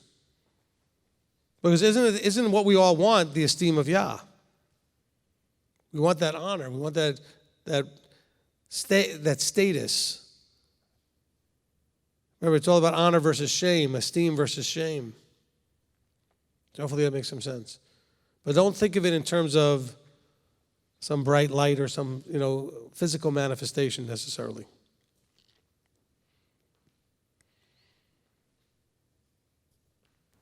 All righty. Next one is Randall. Question in chapter 9. What is the significance of what the high priest did with all the parts of the offering, and why was the skin and flesh burned outside the camp? Because Yahweh said so in the first 6 chapters. Look, sometimes it's because he said so. We could try to dig into some sort of a deeper level than the Peshat level. And for those of you that are not used to doing this kind of a study, the Jews have, over the years, come up with understanding that the scripture is written on at least 4 levels. Peshat, Remez, Drash, and Sod. Peshat being the simple meaning. The Remez being sort of the hinted at meaning, the Drash being sort of the allegorical meaning, and the Sod being the hidden. Well, but, we don't need to necessarily dig deep into these things. I'm sure there are really interesting things we could try to connect out of it. But really, the main thing is because I said so. Kind of like a parent does with a kid a lot. Yahweh said it, we did it. There's a lot of laws, by the way, that are known as the chukim, which is we don't know why he said it, but we do it because he said it. Like, why do we need a red heifer? Because he said you need a red heifer. Okay? So this is obedience. And we're going to see there's an obedience problem beginning in chapter 10, and that's where this all goes south. Okay, go ahead. Lady Di, chapter 9, verse 21. Is there a significance of the breast and the thigh wave offering? Again, that's what they were instructed to do. You got to go back through the first 6 chapters where these things were all instructed to do. Here you see them doing as instructed. Because remember, he mentions the different offerings. Okay, there's the sin offering, and there's the peace offering, there's the olah offering, the burnt offering, and they're doing them exactly as they were instructed. As a matter of fact, they fail on one level, which is why we have a problem. Why didn't you eat the offering and do it like I told you to do? Because they were told part of the instruction after chapter 6, then you had instructions about who gets to eat those offerings and who doesn't, and what stuff just gets burned all the way through, what stuff gets done outside the camp. All that stuff this is very detailed instruction for the priesthood to know this is how you handle the offerings. And so what we're seeing here, so don't get confused, if you don't understand the previous chapters all the way 1 through 8, you're going to be confused. All they're doing in chapter 9 is they're following the actual instructions and performing what they were told to do. Why do they waive it? Because he said so. Why that part of the body? Like I said, we could try to dig into a remez or a sod level on this. I don't know, but I think it's simple enough for us to realize, since we don't do these things today, that's the bigger question. Well, why don't we do them today? Well, because we can't. Well, why can't we? Because there's no temple and there's no priest to do these things. They're the only ones allowed to do them. All right? So hopefully that makes some sense. Okay, Libby has another question. Chapter 9, 1 through 23. Is this linked to Psalms 133? This ripple effect of blessing from unity and obedience, starting from Moses and Aaron and flowing, trickling all the way down to the people? Which Psalm? 133. Psalm 133. How good and how pleasant? Let's see. Yeah. I guess you could try to make a connection there because it talks about the precious oil, running down Aaron's beard, etc. I guess if you had to start to look at connections that are not literal, I certainly see how that could be a connection, I suppose. Okay? Okay. I don't think that's necessarily what Psalm 133 was intended to cover, but I can see how you can connect them. Got it. Okay? All right. Another question on Leviticus 9. By the way, Psalm 133 exists so we can sing He Name Atov and dance in a circle. Another one connecting, or not connecting, but 9:24 and 10:1. If we are going to draw near to Yahweh, we need to be set apart and not harboring darkness, doing things our way. That don't play with fire, otherwise we'll get burned. That was a comment. Okay. Wasn't sure where you were going at the beginning. I totally agreed once it got flowing there. Let's understand the problem here. We're finally getting to the juice of the crux of the matter here. The problem, people will say, well, they were drunk. Well, I know verse 9 tells them not to drink wine and all this other stuff. They might have been. That wasn't the problem. The problem is whether it was being drunk or not, they were doing something that was, you ready for this? This is key for all of you rebellious Israelites.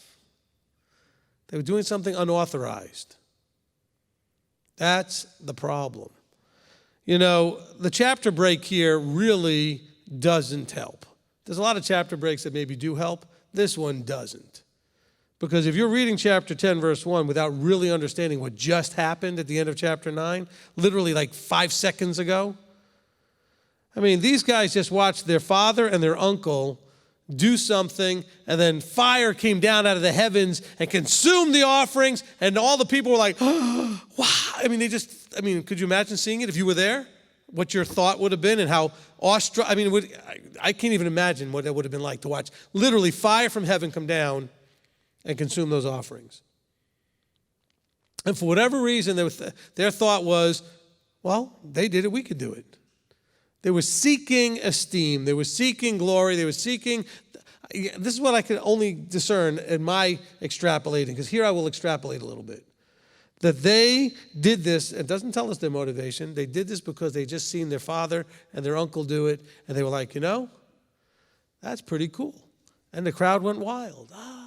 So they wanted the same sort of response. Let's see if we can get them to do that for us. How many of you remember as a kid, you watched somebody do something and you thought it was cool, so you walked up because you wanted to do it now? You see this all the time. It's a childlike response. And by the way, we're supposed to come as little children, but not be childlike in this matter. Okay? It's a childish, emotional thing to want to just go and do things that you don't have authority to do. Kid sees you walk over to the cookie jar, reach in, take out a cookie. Doesn't realize he needs permission to do that. He wants to walk over to the cookie jar and take out a cookie. And you're like, no, you have to ask if you want to have a cookie. But you just went over and did it. That's because I'm in charge. Learning and understanding authority and structure is a big problem. And so this is such a big problem that they're even told, don't even mourn about this. Don't Don't even, you just watched your children die, Aaron, but you don't get to, they deserved everything they got. Wow. Moses said to Aaron and to Eleazar and Ithamar and his sons, do not unbind your heads nor tear your garments lest you die. Because that would have been their normal reaction to their brothers just got killed. His sons just got killed. He says, oh no. By the way, when the wrath of Yah comes down on anybody, don't have any joy in that. He doesn't say to rejoice in it. But it is what it is. He says, don't unbind your head. Don't tear your garment. That's rough. But it's important. And we have to wonder why that's there, because they would have done it otherwise. I mean, could you imagine? I mean, here you are as a parent thinking you want to go over to them and say, what's wrong with you, you dumb children, you? Well, you don't get a chance. They got zapped from on high. So here's the thing. When you mess with fire that's not the fire, the key is that it's strange fire. Strange being unauthorized. There wasn't anything strange about the fire. It just wasn't authorized. So it wasn't like they came up with some weird fire. Strange meaning it wasn't the authorized fire to be done by the ones who were supposed to do it in the way it's supposed to be done. Protocol and process matters. You should only be doing what you're supposed to be doing, when you're supposed to be doing it, how it's supposed to be done, in the place it's supposed to be done. And if you're not the one that's supposed to be doing it, then don't be doing it. That goes to all you people on Facebook that want to post comments when you're not supposed to be the one posting comments, when leadership is supposed to be posting comments. This is about usurping authority. This is going to lead to what we read about with, Korach. I don't like my job. I want to do your job. I thought, why do you get to do that job? Well, it's not your job. Oh, but I can do it. I am absolutely confident that Korach could have done whatever it is that Aaron was doing. There wasn't anything that was like rocket science about it. Anybody could have done it, except that he wasn't appointed to do it. Because some of you will react, well, when leadership says, well, you don't need to be commenting. Oh, why? Well, you're the only ones with the answers? No, I'm the only one with the answers that the person who asked the question wanted to hear from. They wanted to know what my position was. Maybe they're vetting me. Maybe they're not just asking a question because they want the answer. Maybe they want to know what my answer is before they decide to be a part of this group. Moses and Aharon were the only ones supposed to be doing that. You mess with strange fire, guess what? You get burned. Now, here's the sad part and the good news.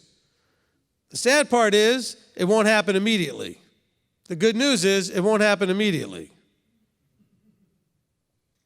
He actually allows you, because, now why won't it happen immediately? Because these two were doing it in front of the people at a critical moment of initiating this priesthood, this leadership, and they were going to do what? Confuse the people if they didn't get a reaction from on high. See, this is really important for all you guys out there with blogs and YouTube channels and websites. If you are confusing the people, you have fire coming your way at some point. That's what I read out of this. Why did they get zapped? Because all the people are there to witness all of this. And then this was done right in front of them, usurping the authority of Moses and Aharon in the face of all the people. And had they got away with it, the people would have thought, oh, look, anybody can do this. And Yahweh needed them to understand, anybody that tries to come into my space without permission, without anointing and appointing, and all the right rituals and everything else is going to die. This tahor and tameh thing, deadly serious. If you don't know what I'm talking about, those are the words in Hebrew for clean and unclean, tahor and tameh. We're going to find out about how when you eat the wrong things, it makes you tameh, makes you unclean. You need to learn this. We got teachings on this. I think we have one called Tameh and Tahor. What state are you in? I got to redo that at some point, I suppose. It's a long time ago. But that's critical, because if you were in a state other than Tahor and you went into the temple to do anything that you actually were supposed to do, you were going to die. You needed to be Tahor, and you needed to also be the appropriate person at the right time and right. See, they couldn't just go anytime either and do this. The high priest got to go into the Holy of Holies how many times a year? One. If he tried to do it any other time, dead. See, a lot of you are out there still playing games with what Yahweh says. When Yahweh says, he's not playing games. And it will lead ultimately to life or death. Following will bring life. Disobeying, doing it your way, messing with the system, messing with the protocols and the processes will bring death. That's the stark reality of this tragic event that we get to read about here. Now, some people thinking, oh, they were just drunk. No, the drunk, I believe that if they were drunk, first of all, it doesn't say it, but it is kind of hinting because the alcohol question comes up almost immediately afterwards. I believe if they were drinking or drunk, all it did was give them the false bravado to do what they wanted to do anyway. This is already a thought and in their heart to go do. I don't think Abba just punishes them for the alcohol. It was their desire for that accolade. Look, Yeshua really was very patient, quite frankly, with his disciples when they were still fighting about being great. Because that's really what's happening here. These two guys wanted to be great. They wanted to be seen by the people as great. If you're getting into ministry, if you're trying to put your YouTube stuff out there because you want to see how many views you can get or how many followers you can, you're doing this for the wrong reasons. Oh, but Rabbi, you ask all the time because I want to know how effective we're being. It's not about me. It's not about greatness. If I find out that 3 people are watching and 6 months later 3 people are watching and that's all that's watching, I know something's wrong. We're not being effective, so something needs to be fixed. If I see there's 300 people watching and 6 months later there's 600 people watching, I know we're being effective. But I'm looking for effectiveness. Okay, effective what? What I've been called to do. He's called me to open my mouth and have words come out that help other people understand what he wants from them. If nobody wants to hear it, then the words I'm using are not effective. All right. So hopefully that makes sense of this whole thing here with Nadab and Abihu. When you go to do whatever you do, I'm going to hit this one more time. You need to ask yourself, am I the right person or the appropriate person doing what I should be doing? Is what I'm doing, am I the appropriate person for that? Is this the right place to do it, the right time to do it, and the right way to do it? If you don't get yes to all of those, don't do it. Is it the right place? Is it the right time? Are you doing it the right way? Are you the right person? If the answer to any one of those is no, don't do it. Simple as that. But, no, don't but. All right, next question.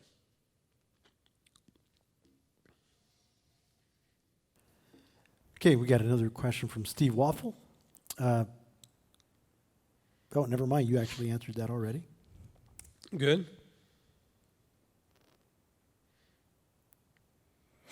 Okay, Anonymous says 10, 1 and 2. Oh, no, it's a comment. A comment is, I think this would be a good example of not assuming he would be okay with things we aren't supposed to do, but try to rationalize. 10 what? 10, 1 and 2. Yeah. I think it's what you were covering. Yeah, it was I covered. Yep. Okay, that was answered. This is awesome. Olivia and Janet Hoffman, Rabbi 10, verse 6. Yeah. When Moshe tells Aaron and his sons not to unbind their heads, were they not supposed to mourn their brother's death since it was Yahweh's will for their disobedience? Yes, Please. I covered that. Oh, you did. Yep. Beautiful. Leviticus 10:6, 7 lesson here. Okay, you covered that too, right? Yep. This is awesome.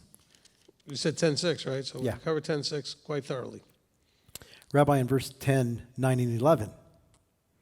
Okay. Is that only when the Levites go into the tent to be observed throughout all generations? Some refrain from all alcohol. Is this where they come up with this belief? I don't know if that's where some people get their beliefs from. This is only when they were working and going into the tent. They used wine often for other things. It was part of how they would do the Kiddush and the Motzi, as you see Abram and Melchizedek doing. They were also doing this in Moses' day. You also see them doing it today. So, no, it says very specifically, do not drink wine or strong drink, you nor your sons with you, when you go into the tent of meeting. Okay? Now, of course, when we get to Numbers, in Numbers chapter 8, we talk about the Nazirite vow. Then that person who's doing a Nazirite vow isn't touching anything that has to do with grapes, period, whether it becomes grape juice, grapes or grape wine or skin. Grape skin, doesn't matter. Nothing to do with grapes whatsoever. Okay? Next question. Philip Mason has a question on 10:16 through 20. Can Rabbi repackage this section?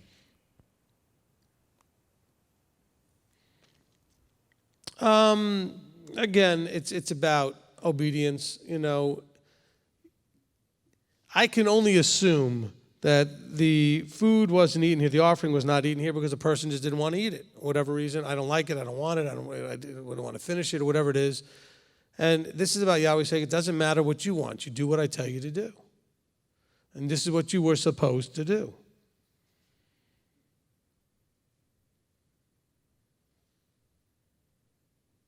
Now, it looks like possibly in verse 16 that they tried to burn up what they didn't eat. In other words, to try to get rid of it. Anybody as a child wrap up some food that you didn't want to eat, stick it in a napkin, try to sneak it off out in a pocket or hide it somewhere so your mother wouldn't see it so you can get rid of it or whatever? That could be something that was going on here a little bit. All right? You do the process and the protocol exactly according to what was instructed. You don't alter, you don't freelance or freestyle or, whatever the word you want to use here. You don't go off on your own kind of messing with it. They were told, this is what you do. This is the parts of the body that you do with. This is the parts of the body that you eat. When you do the offerings, this is the way you cook it. This is what. They didn't follow instruction. That's a big theme here in chapter 10. They're not listening. They're not following instruction. Now, bear in mind, why didn't they get zapped in verse 16 through 20? They didn't do it in front of anybody. Good, Rick. Very good. This is not being done to confuse the public. They were just confused personally. This wasn't a public problem. Why did the Levites... Well, I should say, why did Levites? And ultimately, the Levites step up at Mount Sinai after the revelry or whatever they were doing with the golden calf, and they stood up and they went and slaughtered the ones who needed to be slaughtered. Why? Why did they need to be slaughtered? Because they did this in front of the body. Confusing the body is a serious infringement to Yahweh, okay? Well, I said serious and my phone went on. Okay, it's critical. He looks at that in a very, very strong way. You can't just do whatever you want to do. And then that's why I tell everybody, why in the world do you want, or I don't know how to put this, why does anybody want to take on that responsibility by going in the role of a teacher and answering a bunch of people's questions on Facebook or wherever it is, unless you are absolutely confident that A, that you're right, and B, that you're willing to take on the responsibility of being wrong. If you are wrong, oh, but Rabbi, it's my job to do this. This is what he made me to do. I'm fully confident that that is the case. If you don't like it, you don't agree with it, that's your problem. I don't care. It's what I do. But I fully embrace the responsibility for what I do. Because I understand that this is why the body needs to get the leadership to come together and meet with each other to stop the confusion. And we're working on some sort of a conference at some point in the future here where we will be seeing what we can do to bring some leadership together to start talking about. Because when you first come into this, don't tell me you haven't had this experience. You come into this and you're trying to understand kashrut, because that's what we just talked about today. And you go online and you go on YouTube and you find, 20, 30, 40 different videos by different teachers on kashrut. And do they all agree? No. So what are you now? Confused. That is huge. That is a massive problem according to Scripture. Confusion in the body being caused by leadership.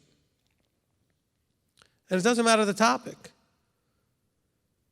It could be anything. It could be grace. It could be salvation. It could be the nature of the Godhead. It could be Sabbath keeping, tithing, feast keeping. All the things that you do in this walk, you can go online and find very, very opposing teachings. Other teachings that conflict with each other. I get calls almost on a weekly basis. It used to be certainly every week, but now I've got other people that can jump in sometimes and answer questions. I used to get calls every week for sure from somebody saying, well, I thought I understood this topic, and then I just saw a video. I said, well, that's your problem. Why are you watching so many videos? Now, I'm not telling you can't. What I'm telling you is, if you choose to watch videos of teachers, that's fine. You need to have a teacher who is your teacher so that you can go, teacher, I watched a bunch of videos and now I'm confused. Can you straighten me out, please? Because that will happen. Have a gentleman, not part of our group, not even Messianic, he's mainstream, called about a divorce remarriage problem. I said, did you watch? And he found me because he watched the video. I said, but here's the problem. So he talked to him for an hour and a half, 2 hours, straightened him out. At least I gave him the information that I thought would work. And then he called me back a month later. You know why? Because he watched some more videos that didn't agree with what I said, and now he's confused again. And we did this game like 2 or 3 times until I finally said, look, here's the problem. The problem is you don't have a teacher. And you're not using me as a teacher because you keep coming back to me all confused. I already told you in the last 3 hours and the last 3 times you spoke to me the same thing 3 times. But then you're going to leave this conversation like you did the last 3 times, and you're going to go watch some more videos that don't say what I'm saying, and you're going to be confused again. I don't have any more to add to this conversation, I said to him. I said, look, I don't mind helping you, but I feel like all I'm doing is wasting my breath because you're not receiving authoritatively. That's your problem. Here's the problem for the whole body. Most of you do not have an authority in your life that you will listen to. That's the problem. Those of you that do, you know what you have that others don't have? Shalom. If you have an authority, you have shalom. You don't stress about a bunch of stuff. You go to your authority and you ask questions. Authority gives you answers to your questions. Now you have shalom again. The ones out there who have no peace and you're constantly searching the web for everything because you don't know what else to do, your problem is you lack an authority in your life. You haven't found anybody to trust and submit to. These people right here were not trusting Uncle Moses and their father. Nadab and Abihu were not trusting and respecting that authority, which is not surprising because depending on what age they were, young men full of vim and vigor, I'm not under anybody's authority. I have a much harder time with the older ones than with the younger ones often. Unless they get to a certain age where they start to realize that they're tired of banging their head on the wall and they're ready to listen to somebody. But you don't have shalom because you don't listen. And you don't listen because you haven't chosen to come under authority. You know why the body's going to stay in confusion until Yeshua shows up, most likely? Because it will be almost impossible. It would take a major miracle to get leadership and teachers of the world, even a bunch of them, to come under an authority. In other words, to choose one like they had in Jerusalem. See, Paul didn't have a problem. He didn't like it necessarily, but he didn't have a problem. Once he got there, whatever James said he was going to do. Yaakov, James was in charge. You see this in Acts 15. But all the other apostles all recognized and submitted to James's authority. They didn't question it. But there was a reason why they didn't question it. They recognized that he actually had it, that he was the authority. You have to find this out for yourself. You got to find authority to place in your life. Most of the ministries that go really bad is because those ministries don't have a covering. And those people end up without somebody as a sounding board to keep them sound.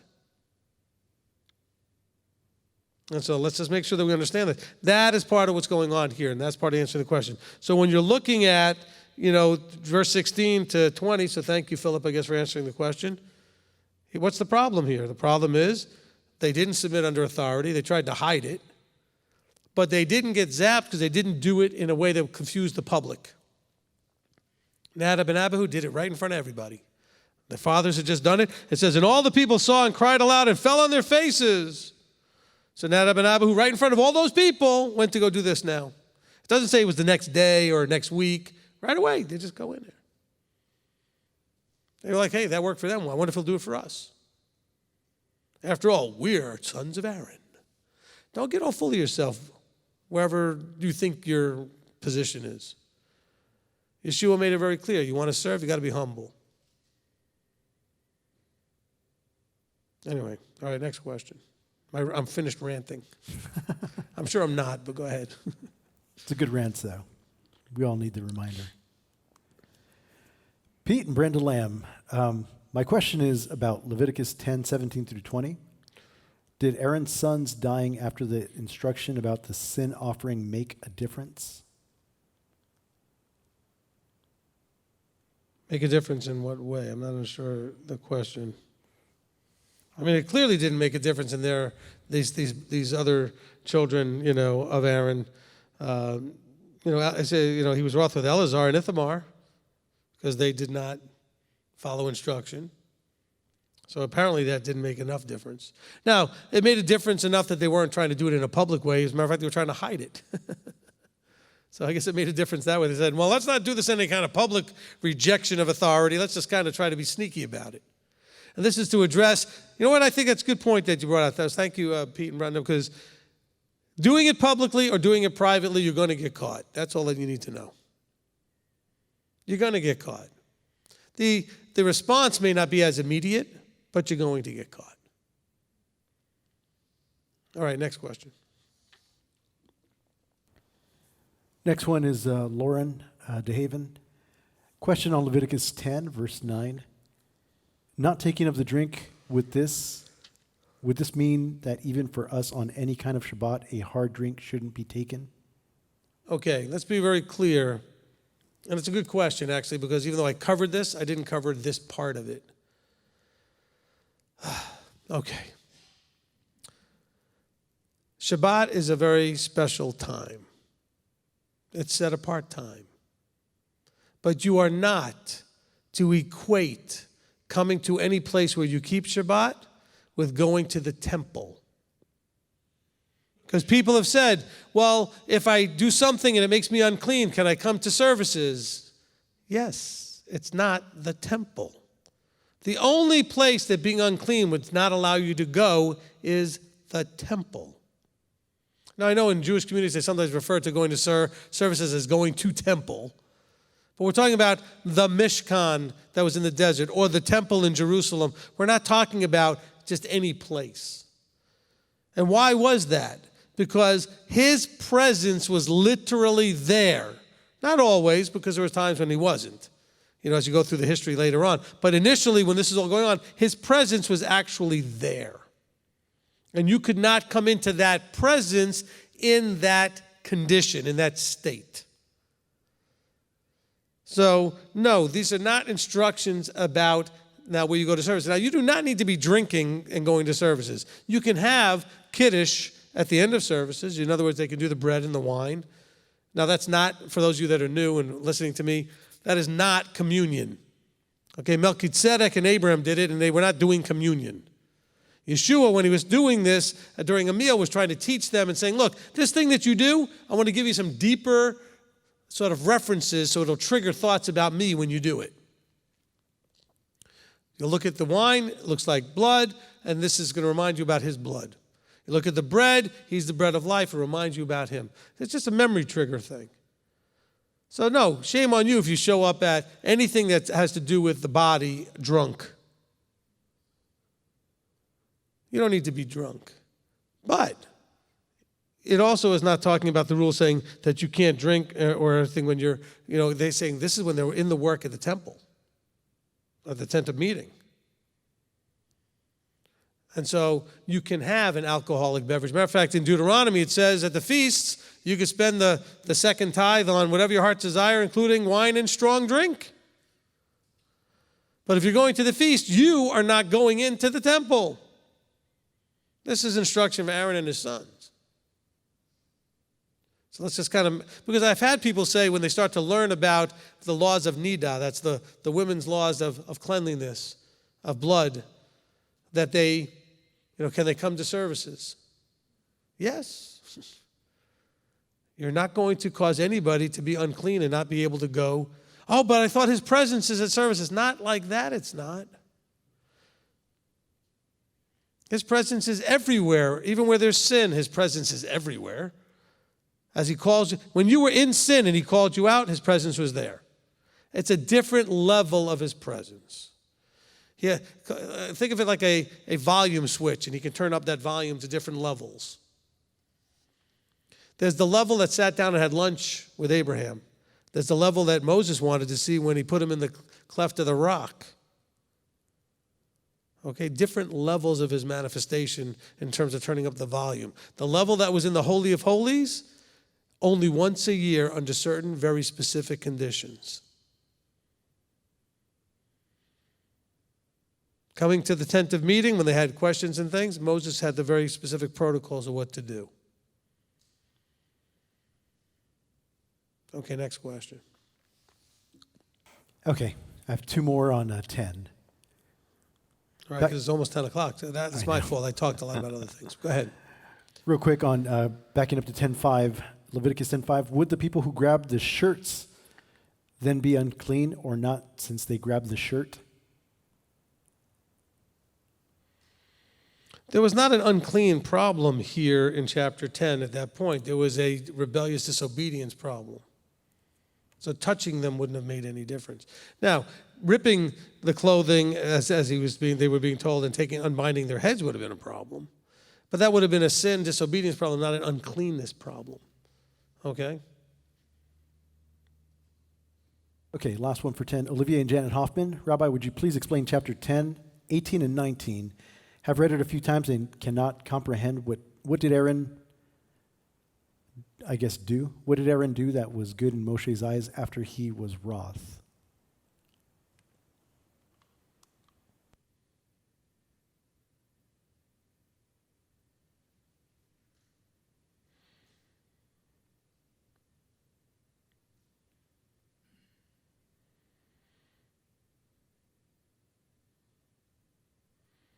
Okay, so verse 19. So I guess the confusion is because Aaron comes to Moses and says, see, today they have brought their sin offering and their burnt offering before Yahweh, and matters like these have come to me. If I had eaten the sin offering today, would it have been right in the eyes of Yahweh? And Moses heard that it was good in his eyes. And again, the punctuation can be really confusing there. But look, the bottom line is that those who were supposed to didn't. It came to Aaron's attention. Aaron was trying to understand what he should have done in relation to it, and Moses was agreeing with Aaron as far as his response. I think we can maybe glean out of that each person is still responsible for doing their own thing. Okay, what they do, you're responsible for what you should have done. It was Eleazar and Ithamar that were in trouble here. Okay? Because remember, he says, when these matters were brought to my attention, when they come to me, then what did you want me to do? He's like, no, this isn't your problem at this point. They needed to just be told. Now, the only problem it would have been for Aaron was he should have gone to them and say, hey, why didn't you eat what you were supposed to eat? All right, so Moses was glad to hear that Aaron was concerned about it and trying to figure out what he needed to do. All right, chapter 11.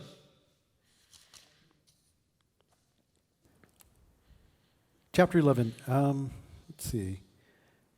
Michelle Perez, chapter 11. Can Rabbi expound on the state of being clean or unclean today, as for when touching the carcass of bugs, animals, etc.? Okay, so let's understand that goes back to what I just finished explaining. There's no temple. So yes, if you touch a dead animal, ladies, if you're having your cycle, all these things make you unclean. If you sin, if you eat something you shouldn't have eaten, but there's nothing for you to do. You don't have to do certain things that it may tell you to do. Of course, they're trying to tell you to do something that is very simple to us today. If you touch something that's, that you shouldn't be touching and it gets on your clothing, you would wash your clothing. If it gets on you, you would wash yourself. They didn't have baths and showers and sinks and things like we do to just clean. And so they didn't bathe all the time. They didn't necessarily have access to water that simply to do all of those things. And so so here's the instruction saying, this is going to make you have to wash your clothes and wash yourself, even if it wasn't that time yet to do that as you do it once or whenever you do it. Okay? This is to say, this needs to be done now. Because, we think about bathing on a daily basis. They weren't bathing on a daily basis. They didn't have water. Water was a rare commodity for some places that they lived with, so they could drink it and cook with it and the things that they needed to do, let alone to bathe in it. That was kind of opulent and sort of, So the idea that you had to have a place to bathe and wash your clothes, this was a big deal. So he said, when these things happen, then you must wash you and your clothes. All right? So as far as being unclean, though, how that applies today, you're unclean till evening, no harm, no foul from that point of view. There's nothing that affects. What affects is, how did you become unclean? If you went around eating some pork or shellfish or something you shouldn't eat, and you did it by accident, okay, so you repent of that, so to speak. You remember sins by accident. You say, okay, I realized that there was pork in that. And I'll give you an example. The other day I didn't end up eating it, but I could have. I bought some potato salad.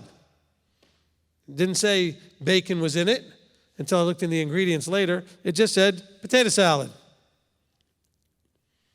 Now, as it worked out, my daughter was asking, well, what's in potato salad anyway? I said, I don't know. Let me look at the ingredients. Oh, look, it has bacon. I could have eaten that. I would have tasted it immediately and known that it had bacon in it. That would have made me unclean till evening. I would have repented of it, and then I wouldn't have done it again. Okay? But being unclean till evening doesn't affect anything. There's nothing I need to do that being clean would affect. So it's more about learning, adjusting, repenting, teshuvah, turning around and getting on the path. That's what it's more about. Look, and it can happen by accident when you don't mean to have it. Look, my wife was not a happy person one time when we ordered some meatball heroes from a local pizza place in New York, and somebody's order was switched with ours by accident when the delivery guy came.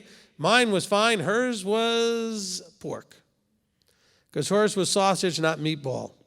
Somebody had ordered a meatball and a sausage hero. We had ordered 2 meatball heroes. The meatballs we knew were beef. The sausage wasn't. But she just naturally assumed that it was a meatball hero and would take a bite of it and it tasted wrong. So she was unclean till evening. She was very upset about it because she had really never eaten pork in her life. So she felt tainted from that point of view, but realized that's the way the world is. Sometimes the world will get stuff in on you. But it was an unintentional thing. So these things can happen to you. But it doesn't affect going forward in terms of, coming to services or some other thing, being in that state of tameh. All right. Next question. Okay, Baskin wants to know, if you don't eat meat, which Leviticus 11 says to eat, is it going to be against Torah? No. You don't have to eat the meat. No, unless you're one of the priests and you're not eating what you were supposed to from the offerings. They got scolded in chapter 10, but go ahead. Steve Waffle has a comment. It's impressive how Abba always gives instructions to Moshe, and then he passes those instructions to the people. Well, because Moses, if you understand the way I interpret the Melchizedekian, Moses is a Melchizedekian priest. The Melchizedekians' role were that of teaching Torah observance. The priests weren't necessarily teachers of Torah. They were judges of Torah, and they were performers of the rituals of the tabernacle. But the teachers of Torah were generally the Melchizedekians. Okay, so like the 70 elders that get the anointing from Moses. They were the teachers of Torah. All right? Baskin had another question. Leviticus 11. Is all unclean sin, or can you be unclean without sin? Such as if you touch a dead animal, you're unclean till evening, but if you eat an unclean animal, you're also unclean till evening. Are they the same? Look, there are things that you can do that make you unclean. It doesn't necessarily mean that you did something that's sin per se. Although the definition of sin is transgression of the law. So if you did it, it transgressed the law that you shouldn't do it. But if you have to come into contact sometimes with some of these things. An animal dies on your property, you may have to pick it up and get rid of it. Okay? You kill an animal to eat it, you touch the dead animal. All right? Now bear in mind, when we're talking about the carcass, I looked up the word carcass just so you can understand. One of the possible definitions of carcass is the remains of a cooked bird after all the edible parts have been removed. It also could be the remains of a cooked anything. So if it says not to touch the carcass of the animal, we could be talking about cooking it. He says, don't be messing with that stuff where you might eat it and then deal with the carcass of what was cooked. Not necessarily just an animal that dies on your property. But if it dies on your property, you touch it, you still are unclean. Okay, because the simplicity of it, if it's of sin or of death, it makes you unclean. So ladies, you are not in sin once a month, but there is a loss of an egg which is connected with death. And so that makes you unclean. That doesn't make you anything less of a person in his eyes or anything else. And if you touch a man or if you touch anybody while you're in that state, they become unclean. And nobody sinned per se. I mean, you can come into contact accidentally or some other thing. That's why they said even though what you sit on and other things could possibly potentially create that problem. Although we now have so much more hygienic things that would be like zero likelihood. They didn't have all those kind of products back then. But just recognize that being in a state of tameh is something most of us are most of the time. That's not to be something to be concerned about, but you should be concerned about how you got there, and is it something that you can adjust or make a difference? Because you may have done something that was sin. If you work on the Sabbath, you are tameh. If you don't keep the feast, you are tameh. If you don't tithe, you are tameh. If you don't, just keep filling in all the things. If you steal, bear false witness, if you murder, if you commit adultery, you are tameh.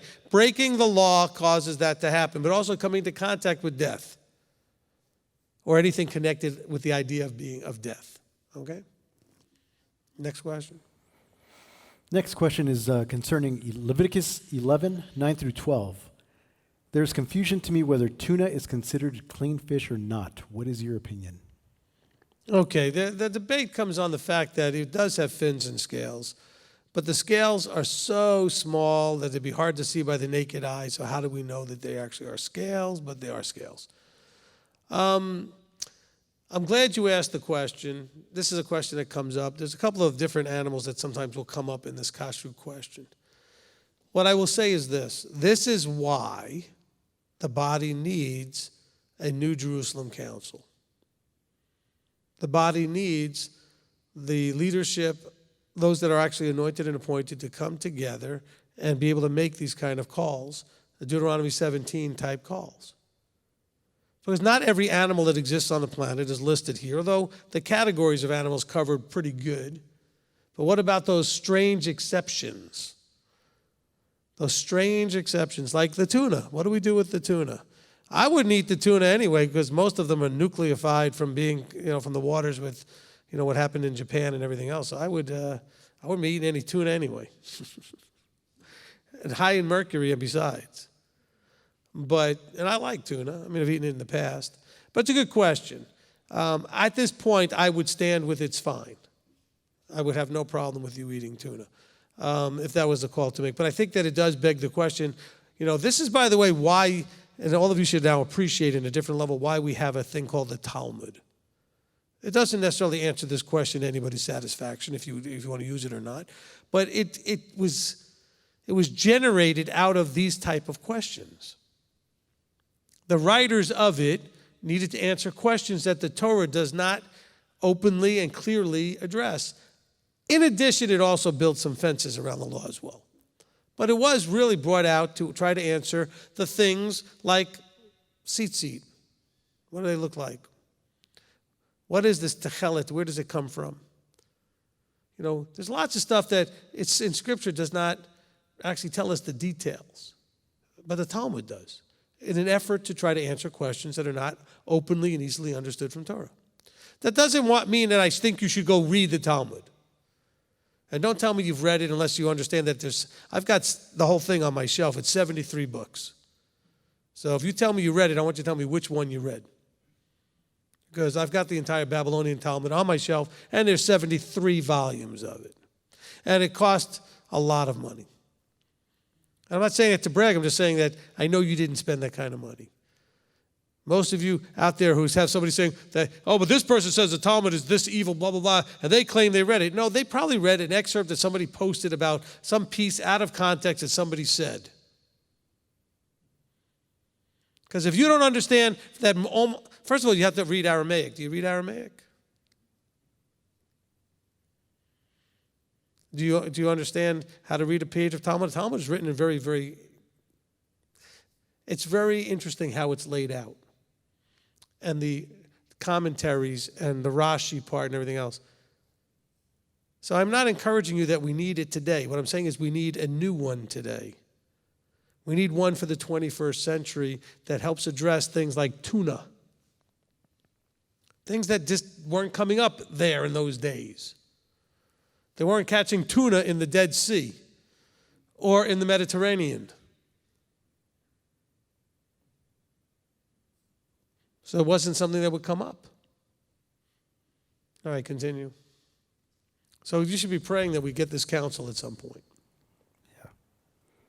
All right. Next one, Leviticus 11, 10 and 11. Can you define abomination and abominate, please? Abominate and abominate. Yeah, listen, it's just in Yahweh language, the underlying Hebrew is just his strongest way of saying this is not good. This is something you should loathe and hate and not. It's like he says in Proverbs 6:16, it says 6 things Yahweh hates and the 7th is an abomination. The 7th one is the one causing strife amongst the brothers. Okay, so he hates all 7 of them. So we have a teaching called the 6 things Yahweh hates. But really there are 7 items there. The 7th one's an abomination. So he hates that one too, but he hates it more. It's a bigger deal. He wants you to have a proper understanding. There's one thing where someone says, I hate spinach, or I hate broccoli. Well, that's not the same thing as really hating something. You just say you don't like it. So he says, no, this thing is an abomination. It should be something that you utterly find revolting and disgusting and want nothing to do with. Okay? All right, go ahead. Next one is, are crickets clean? Leviticus 11:21. Why is anybody ask this? Do you really want to eat crickets? Sometimes people ask I was going to say the dumbest thing, but I don't want to judge you. I mean, I don't know. Can we eat grasshoppers? Can we eat crickets? I fed those to my iguana when I had one. I don't ever think I was tempted to eat one. Look, I'm going to use a quote from my father. When in doubt, don't. I don't know why you're eating crickets anyway. No, I don't know which things with the hinged and the things that it talks about. Look, it says the cricket and the grasshopper, etc. It says these you can eat. So it says you can eat it. So, but there's so many varieties of these things and everything else. I don't know. Don't eat bugs. Why do you need to eat bugs? There's so much food in the world. Why would you need to eat bugs? Go ahead. Somebody else had a question on 11:22. Why are locusts mentioned in 11:22 called by Hebrew names? Is it known what species these are today? No, the reason you see Hebrew names sometimes is because they're not really always sure what bug that's referring to. They have to go back and figure it out. There are several creatures in the birds that have the same problem, where they're not really sure what the creature is. They just have the Hebrew word. But of course, those species may not be in abundance in those areas anymore, or the understanding has been lost over the centuries. And so the translators in a lot of the translations like this one will have put the Hebrew names to help demonstrate that we're not really sure. We think this is what it is, but this is the Hebrew word. Got All it. right. Let's see. Mark wants to know, Leviticus 11:23. What about the other insect that walk on more than 4, like a bee has 6? And also, is honey bee unclean or clean based on Scripture? The honey question. I knew that was coming. Okay. First of all, bees don't have the the necessary hinge jointed leg thing, like, they have too many. So this, look, it said, these days you can eat, and that's period. He said, all other flying insects which have 4 feet is abomination. But also, he says in other places, those with multiple legs are an abomination. So he tells them, basically, stop eating bugs. We're gonna make it in focus called "Don't Eat Bugs." Quit bugging me about the bugs. Okay, so the honey question. All right, so people will say, all right, so we're eating something that's coming from an unclean bug, which I think is part of why the question was, well, if we can't eat bees, why would we be able to eat the honey? All I know is that which is being produced by the bee is a key word that comes out of Leviticus. Now, people say, well, maybe it was the honey from flowers, like there's certain types of honey you can get that's not from the bee produced. Look, then don't eat it. I mean, again, this is a Jerusalem Council level question. And I can have an opinion, but I don't want to be out on a limb by myself with an opinion. I would say I don't think there's a problem eating the honey. Okay? We're talking about a land flowing with milk and honey. So eat the honey. You just don't eat the bees. All right, next question. Next one might have been something you kind of mentioned previously. 11:27 and 28. What happens when a pet dies? Can this be only applied if there was a temple, or is this dealing only with what is to be eaten and not eaten? I answered that already. Okay. Look, the idea is, if anything dies and you touch it, you're unclean till evening. You need to wash your clothes and wash yourself, which, by the way, if you touch something dead, you should do hygienically. I mean, there's all kinds of diseases and other problems you can have coming into contact with dead stuff. But it's not a problem for anything else. Wash your clothes, wash yourself, and then go about your life. All right? Okay, this one's regarding 11:33. I guess you have to read 11:33 to get it. I don't guess an iron skillet or an earthenware vessel, ? One was inherited and the other came from goodwill. Probably both have had pork in them. We haven't had pork on them. Yeah, see, that's okay. So, look, I would get rid of those. Anything that is porous like that, okay, which is why they were told here to break them. That stuff soaks into it and never comes out. Not fully. But what he talks about when you have stuff that's, like, that they didn't have this back then, like the glassware we have now, the plasticware that we have now, the stuff that doesn't absorb the things, you can wash them and it's fine, that's fine. But when you're dealing with earthenware, and there's a lot of really, Pampered Chef makes some really great earthenware and stuff like that. If you get it from Goodwill, then you're getting stuff that other people did other things with, and I would say that was a bad idea. Okay? Iron skillets, earthenware, all absorb the stuff. Now, if you got it from Goodwill, you didn't pay a lot for it anyway, so it's not like it's going to hurt anything. But all right, go ahead. This next one's actually same person related to the last question. 11:33. Yeah. Related to the last question, I had a crock pot with a clay liner. I knew it had pork in it, so I gave it away years ago to someone I knew who would put unclean things in it. Should I have broken it?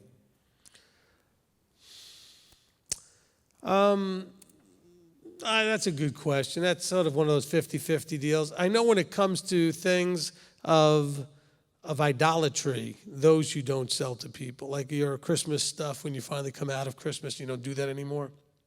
Excuse me. You're not supposed to get any benefit out of the gold or the silver, the stuff that you would sell or whatever. But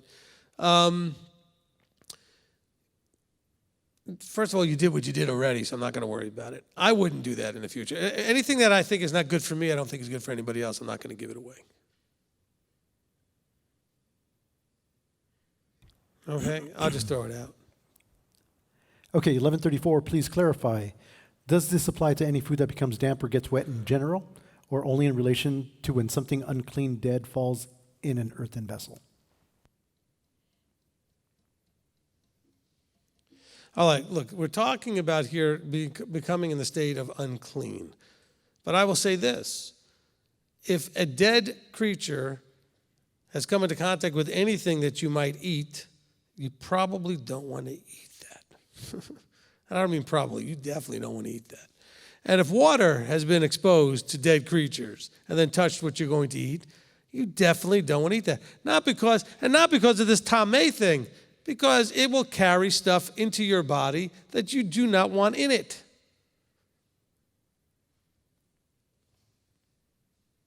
Come on, people, let's think rationally here, not just about the literal part of the tameh and tahor.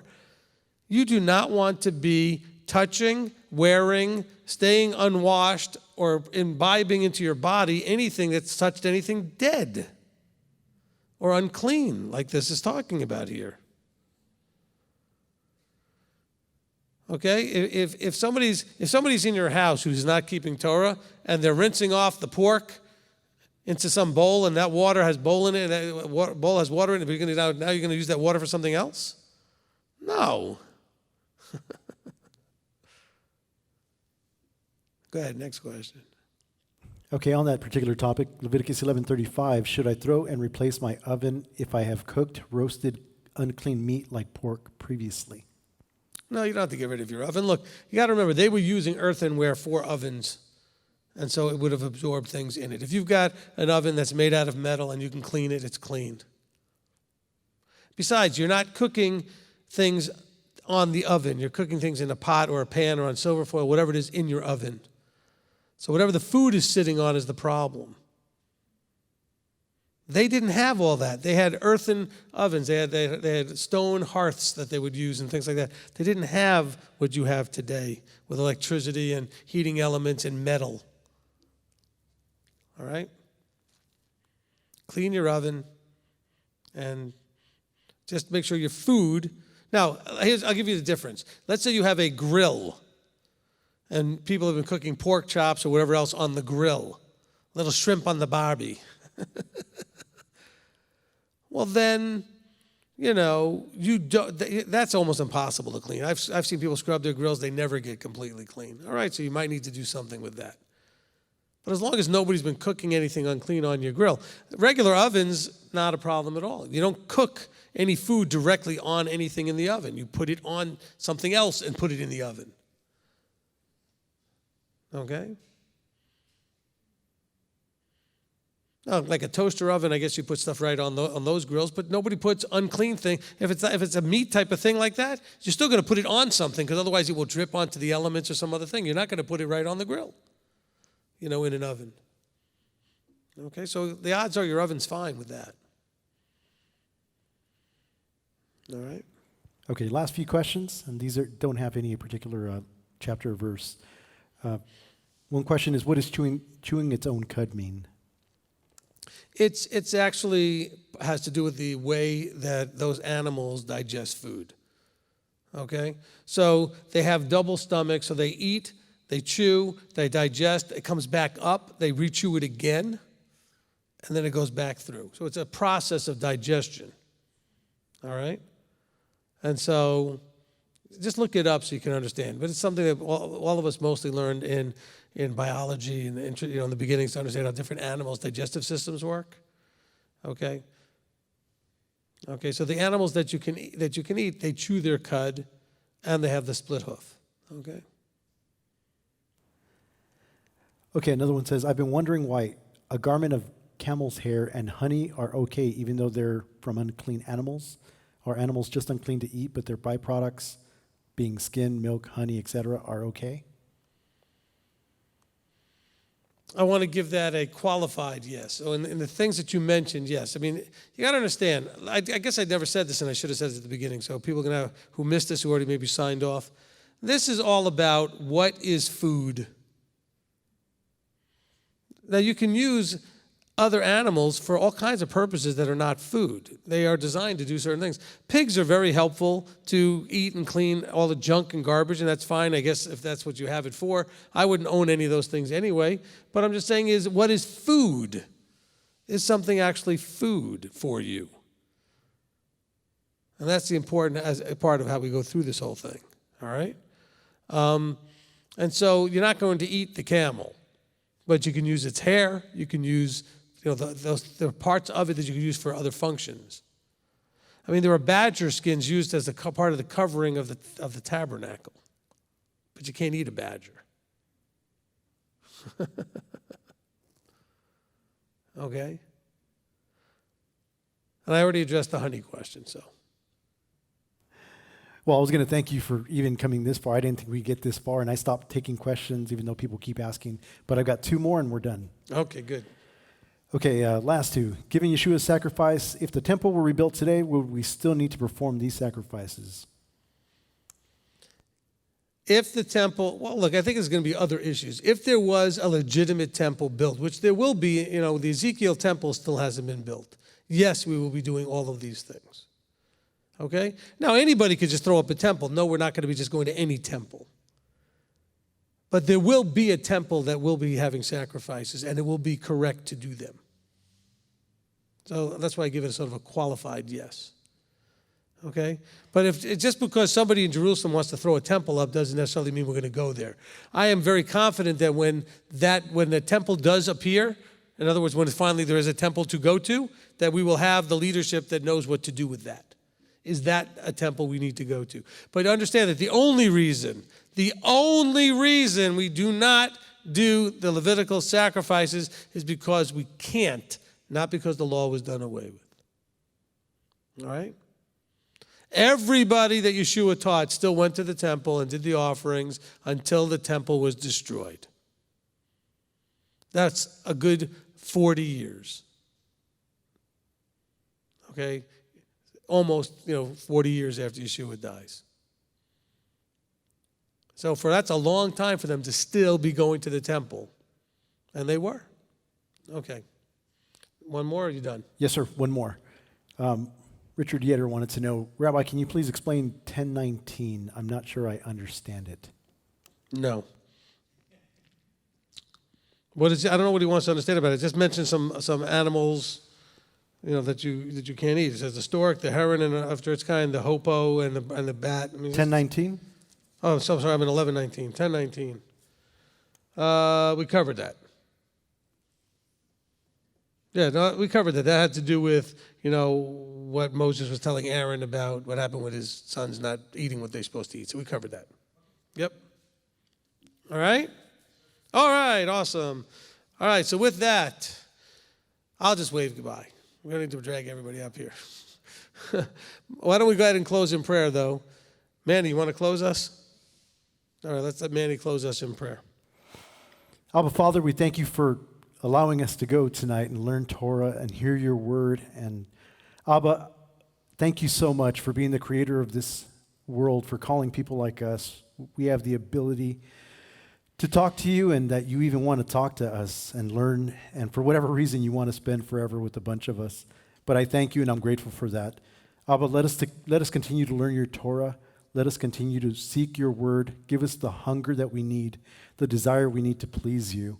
Give us the proper fear that we need to establish so that we can honor you. Abba, thank you so much for tonight. Thank you for this teaching. I ask that everything that we needed to get out of this teaching may resonate in our hearts. Anything that may not have been of you, may we forget it. Abba, thank you for this ministry, for this teaching, for this technology to be able to touch and reach the world and spend time with our brothers and sisters out there. In Yeshua's mighty name I pray. Amen. Amen. Amen. So I'll just wave goodbye. You want to come up here? No. Okay. I'm talking to my daughter. Okay, I can give everybody a scratch. All right, for those of you need to go watch the video called The Legend of the Coin. This is actually our ministry's coin. We had started making them for Pidyon Haben, the redeeming of the firstborn. And then one crazy guy tried to call me out on whether I had my coin or he had his coin, and I pulled mine out, and I used it to scratch my face, and next thing you know, people start scratching their faces with a coin. It's one of those weird things. But anyway, blessings to all of you. Laila Tov, have a good night. Shavua Tov, have a good week. Actually, we will see you tomorrow at services. So we'll see you in the morning. Shalom, shalom.